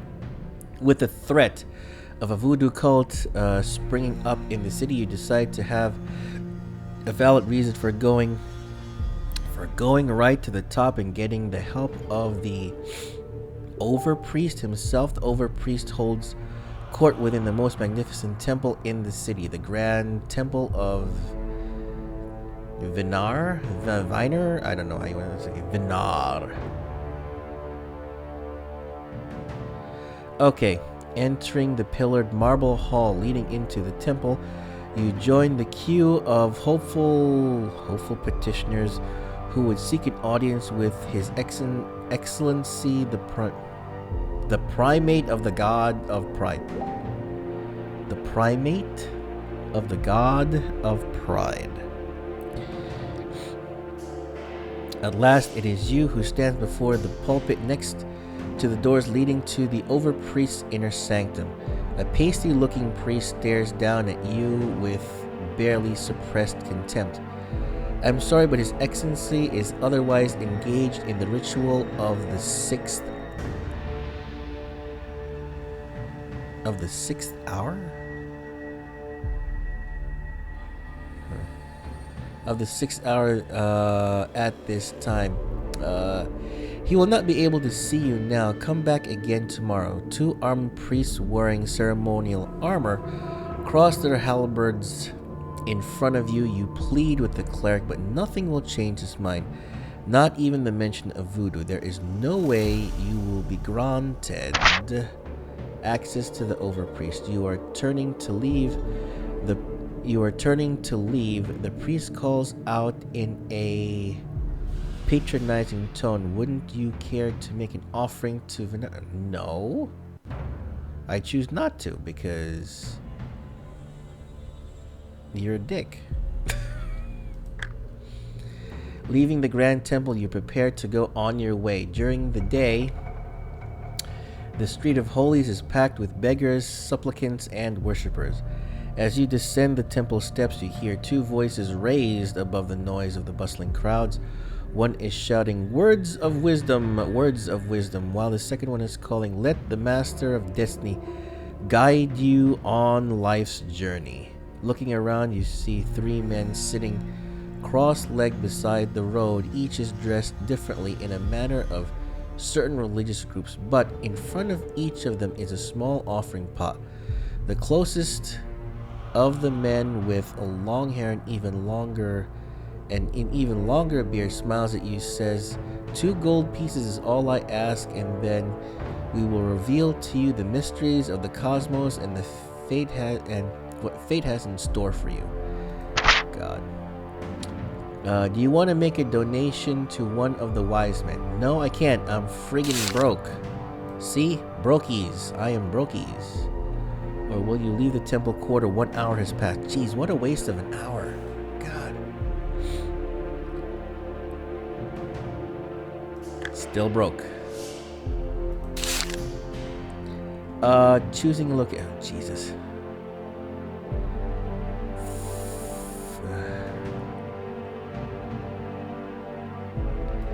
Alright, we're gonna go through that. You visit many of the seediest drinking establishments in the city. Yes, I have visited many a seedy drinking establishment, and I'll admit some of them were fun. Anyway, including the Cat and the Cockroach. I have to remember that sounds interesting. The Cat and the Cockroach. Really, wow. Yes, I have to remember that. Angar's Mutiny and the Barnacle Tavern. However, your inquiries and investigations attract the attentions of those whose interest you did not want to arouse. Having just left yet another smoky barroom, you suddenly find yourself confronted by a group of pirates and black-robed devotees, all followers of Kezkari. They have been alerted to your mission by your endless inquiries. Realizing the danger you are in from Cinnabar's cronies, you run for it, as there are far too many for you to fight by yourself. Test my luck. 7. Ew. I need to... Okay, sadly your luck has run out. Okay, I thought I was going to say I died.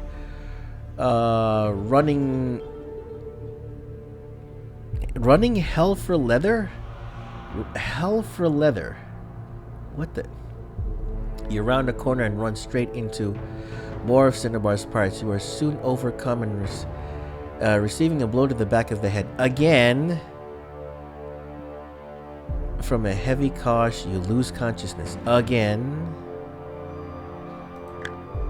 The end. I died. Okay, you come tied to a stone altar before... Okay, jeez. That sucks. Stone altar. Alright. Where am I going?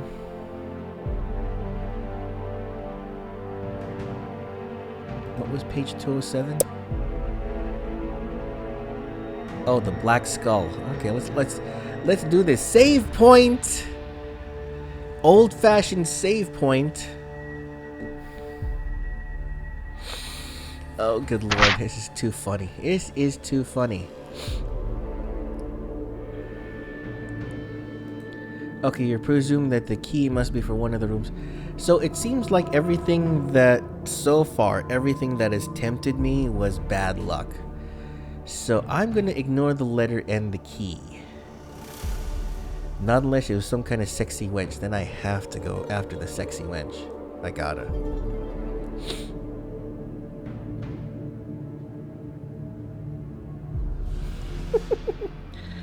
Alright, so I really have to see if there is actual old-fashioned PDF version of this that I can download. And yeah, I'm gonna see if I can do this with my stepson. It'd be funny as hell. Okay, so we're ignoring that. Okay, am I still broke? I am still broke. I'm still brokies. Still brokies. Okay, so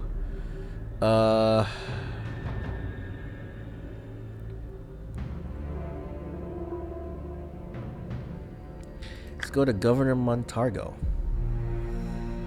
The old fort residence of the governor of the Port of Crabs stands at the top of the hill on which most of the old town quarter of the city is built.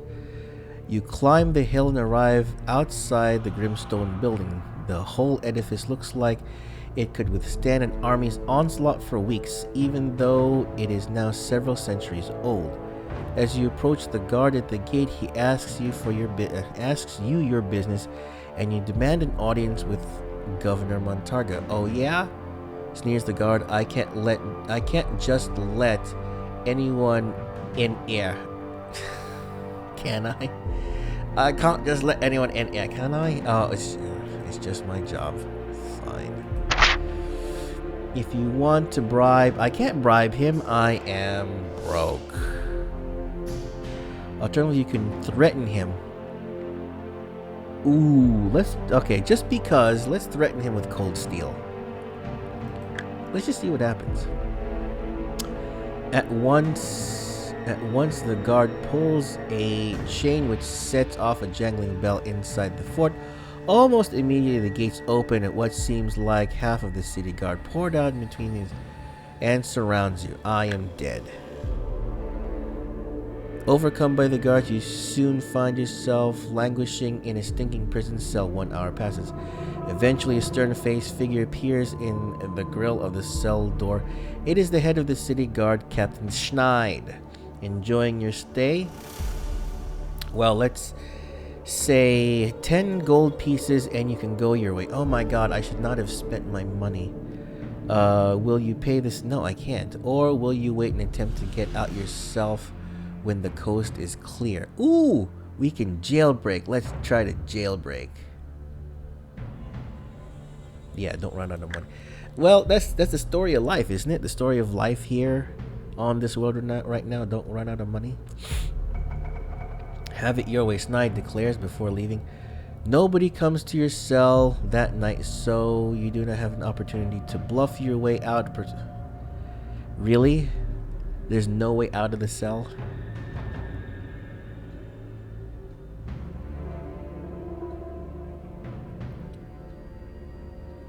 Wow. Wow. Alright. What was 111?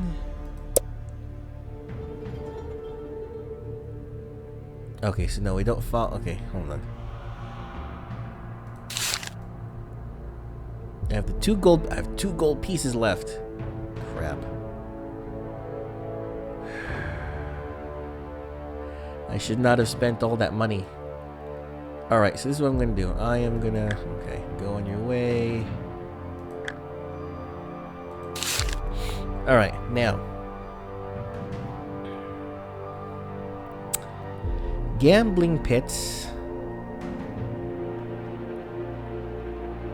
Okay, let's see if we can do all these together. Let's see what happens. Actually, no, we tried all of these. We saw a little bit of everything, but let's see if we can try to find the pirates on my own. Night has already fallen by the time you start to look for the pirates' hidden base. At least that should make your activities more covert and less conspicuous. Where do you look first for the pirates? Around the docks. Oh, okay. At the ruined lighthouse. Okay, so the docks, the lighthouse. Go back to the taverns and the inns. The sewers. Cemetery. Why would the pirates be at a cemetery? Or the temple quarter? Really?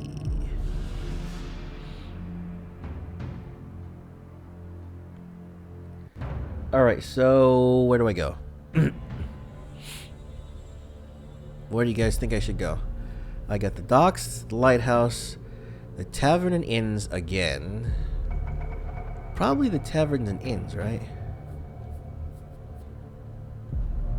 I don't think I would want to go to the cemetery. Why would you want to go to the cemetery? If I go to the cemetery, next thing I know, I'm going to be battling zombies and skeletons.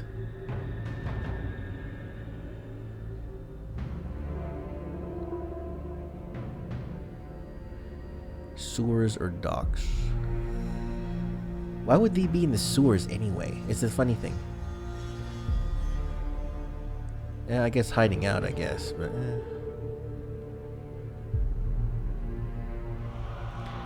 Alright.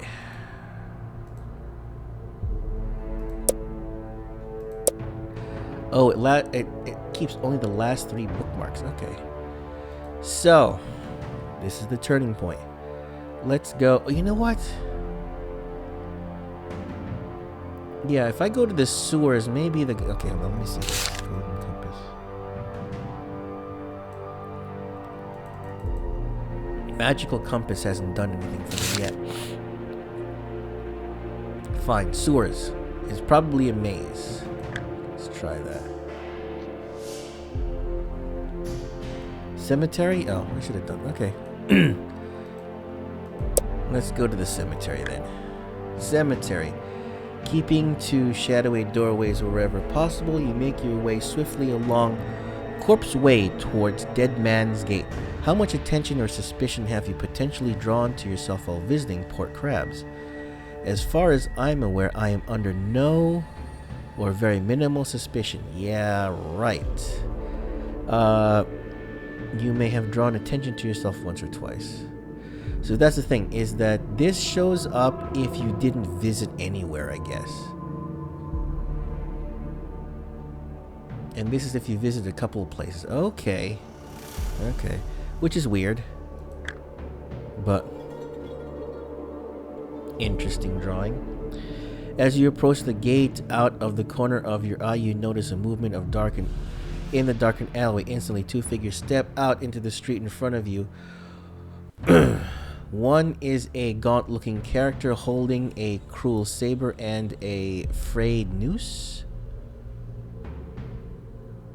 Okay.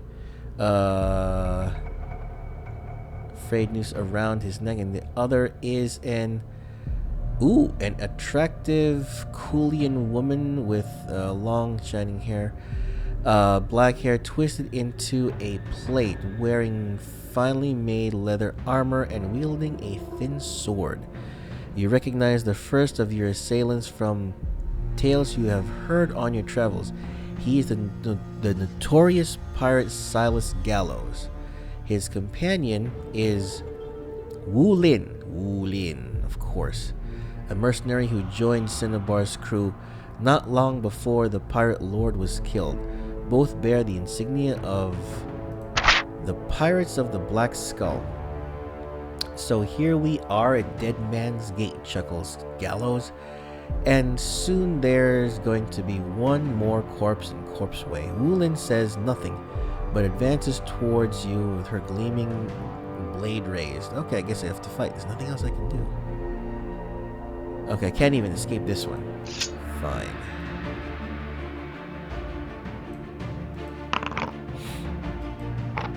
See that? They bounced again.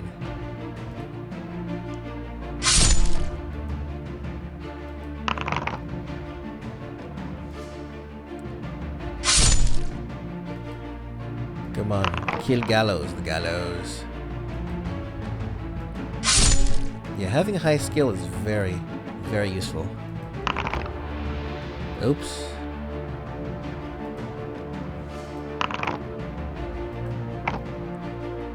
What the hell is that? You defeated Silas Gallows. Now you must face Wu Lin. Wu Lin. Damn, someone's cheating. Someone's cheating. It's not me.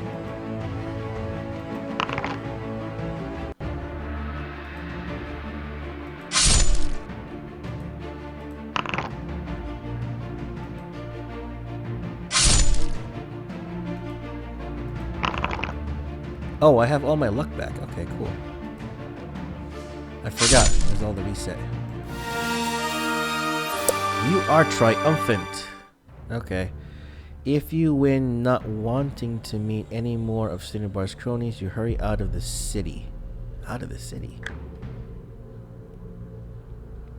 Just outside the city walls lies the cemetery. Wasn't I just there? Its pillared entrance is decorated with disturbing statues. Oh no, maybe that was on my way to. That was probably on my way there. Alright. 1, 2, 3, 4. Alright. Its pillared entrance is decorated with disturbing statues. Fog merely adds to the eerie atmosphere of the place. Creeping between the weathered tombstones and the mausoleums, you suddenly hear the crack of a twig somewhere off to your left and almost jump out of your skin. Spinning around, you are sure you catch a glimpse of something disappearing behind a grim sepulcher. Sepulcher. Bleh.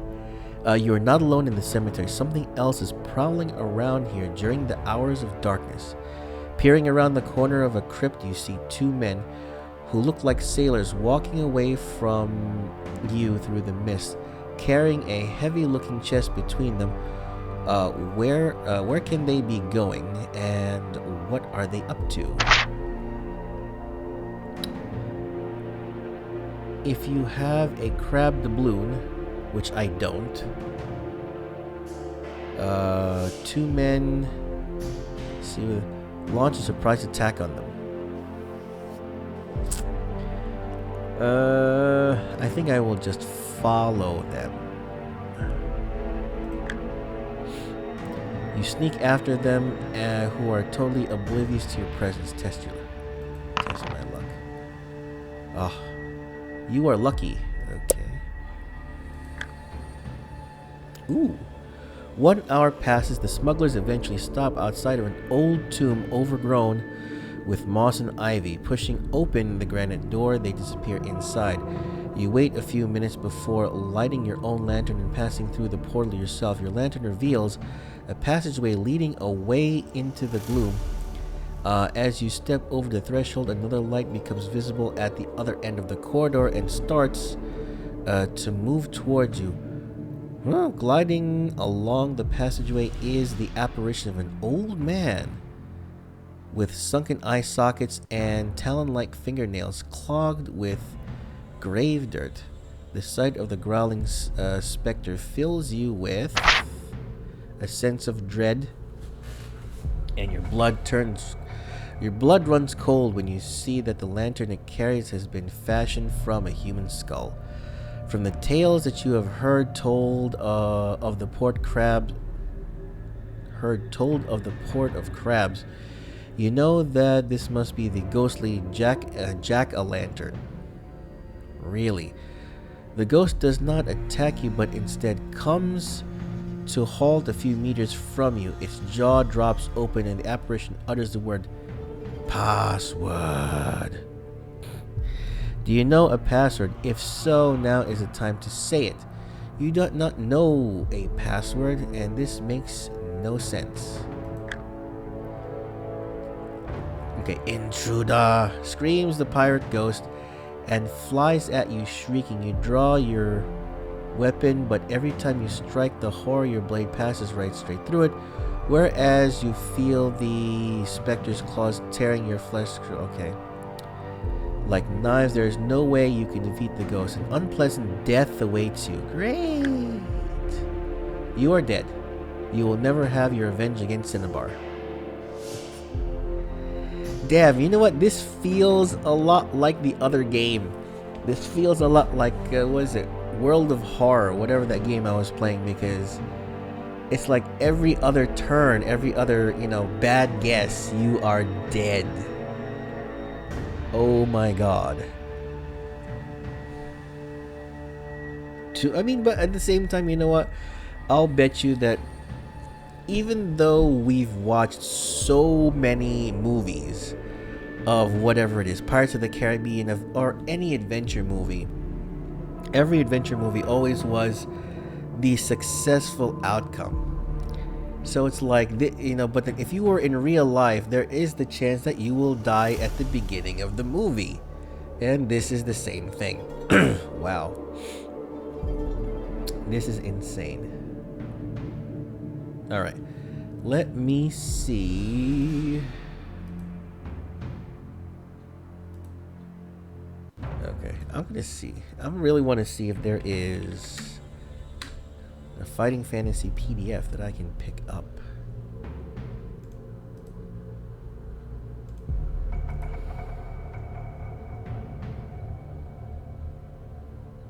Just because. Alright, what do we have here?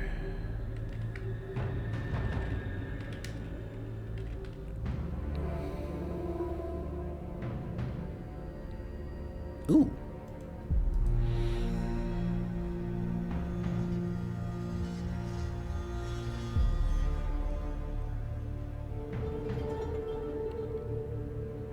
Monster Compendium?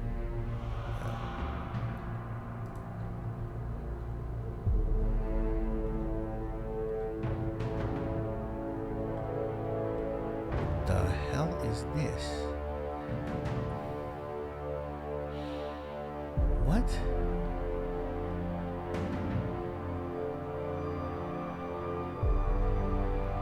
Wow, alright, never mind. Someone made a book. Not a book, an atlas book. Oh my god.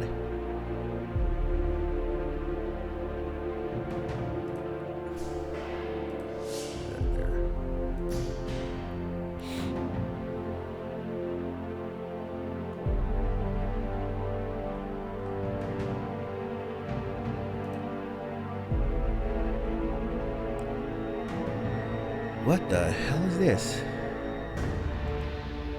What fresh hell is this?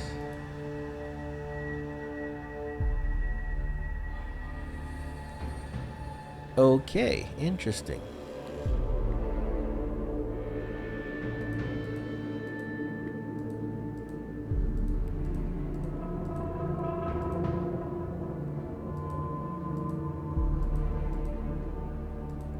God damn, so if... oh, wait a minute, this... crap. Wow, this book is really... okay, so yeah. I found a PDF book. 400 pages. Okay.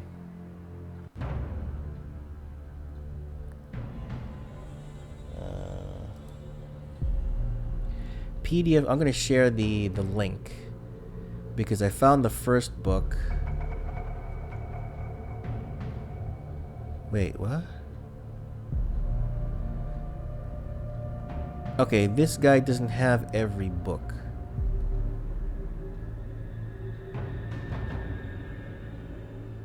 Wait, what?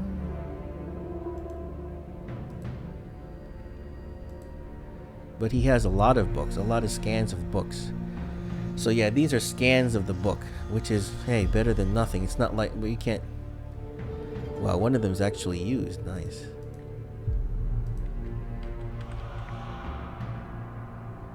We're going to share it in our Discord. Under tabletop. Wow, look at that.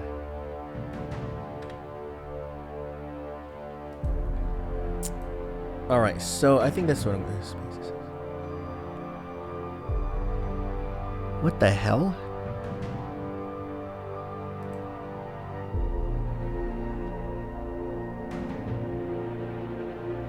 Oh, okay, I have to go back. Hold on, let me see this.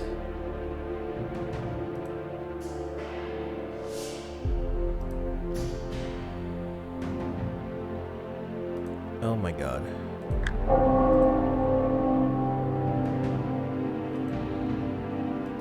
So it's books 1, 2, 3, 5, 6, 7, 9, 10, 21, and 61. But see, these are all the medieval. These look like these are all the medieval ones, right? I'm looking at.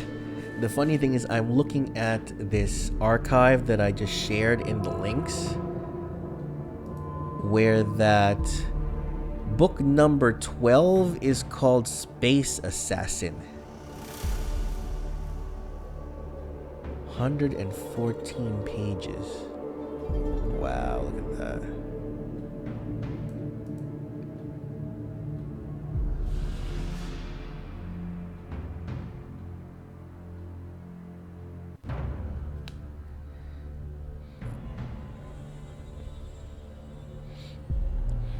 The funny thing is, I wouldn't mind playing this.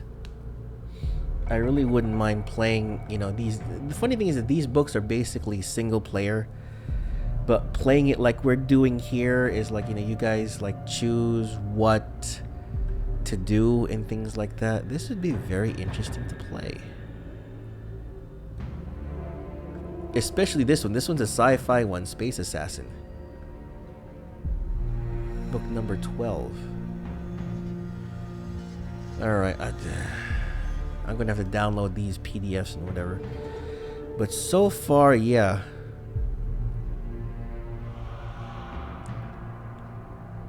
Wait, what? Which one was that one? We have, oh yeah, book 9. Caverns of the Snow Witch. Okay, that's here.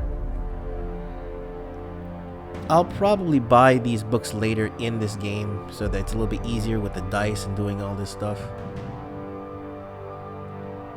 Book number 22, Robot Commando. Robot Commando. This is interesting. Alright.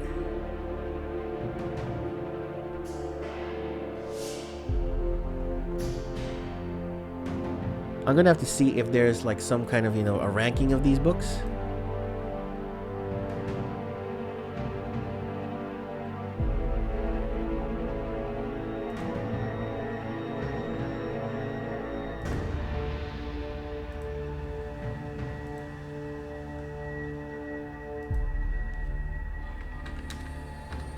Alright, I am gonna go.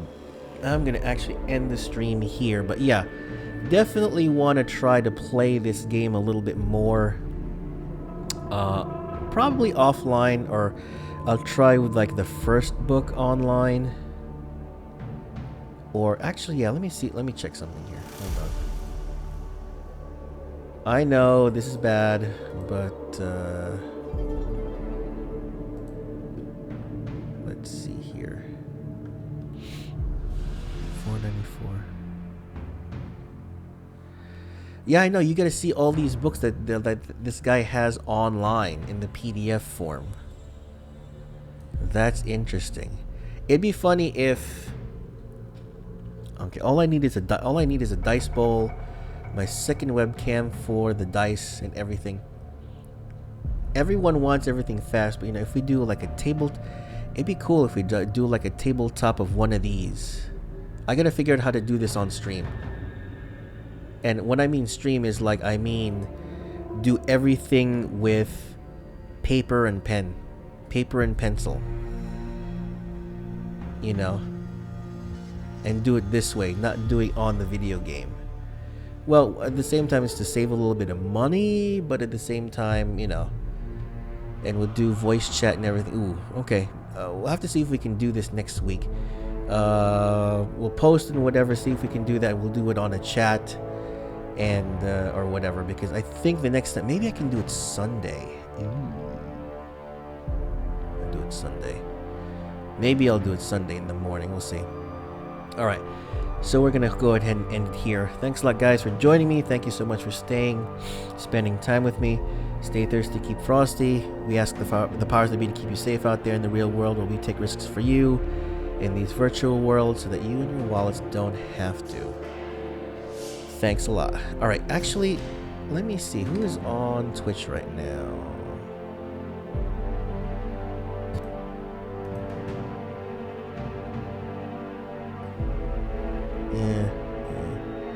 Ooh, Anya the Witch. No. We're gonna go ahead and do, let's see. Tabletop RPGs. Is anyone doing tabletop RPGs? Nah, not well. Those are tabletop RPGs, but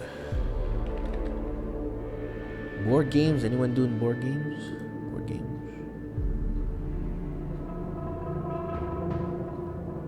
Kind of, not really. Yeah. The hell are all these guys playing? Oh, whatever. Alright, but yeah, that's what I want to do. I'm going to set up a second webcam and we'll do that. Alright, thanks guys. Just leave it right here.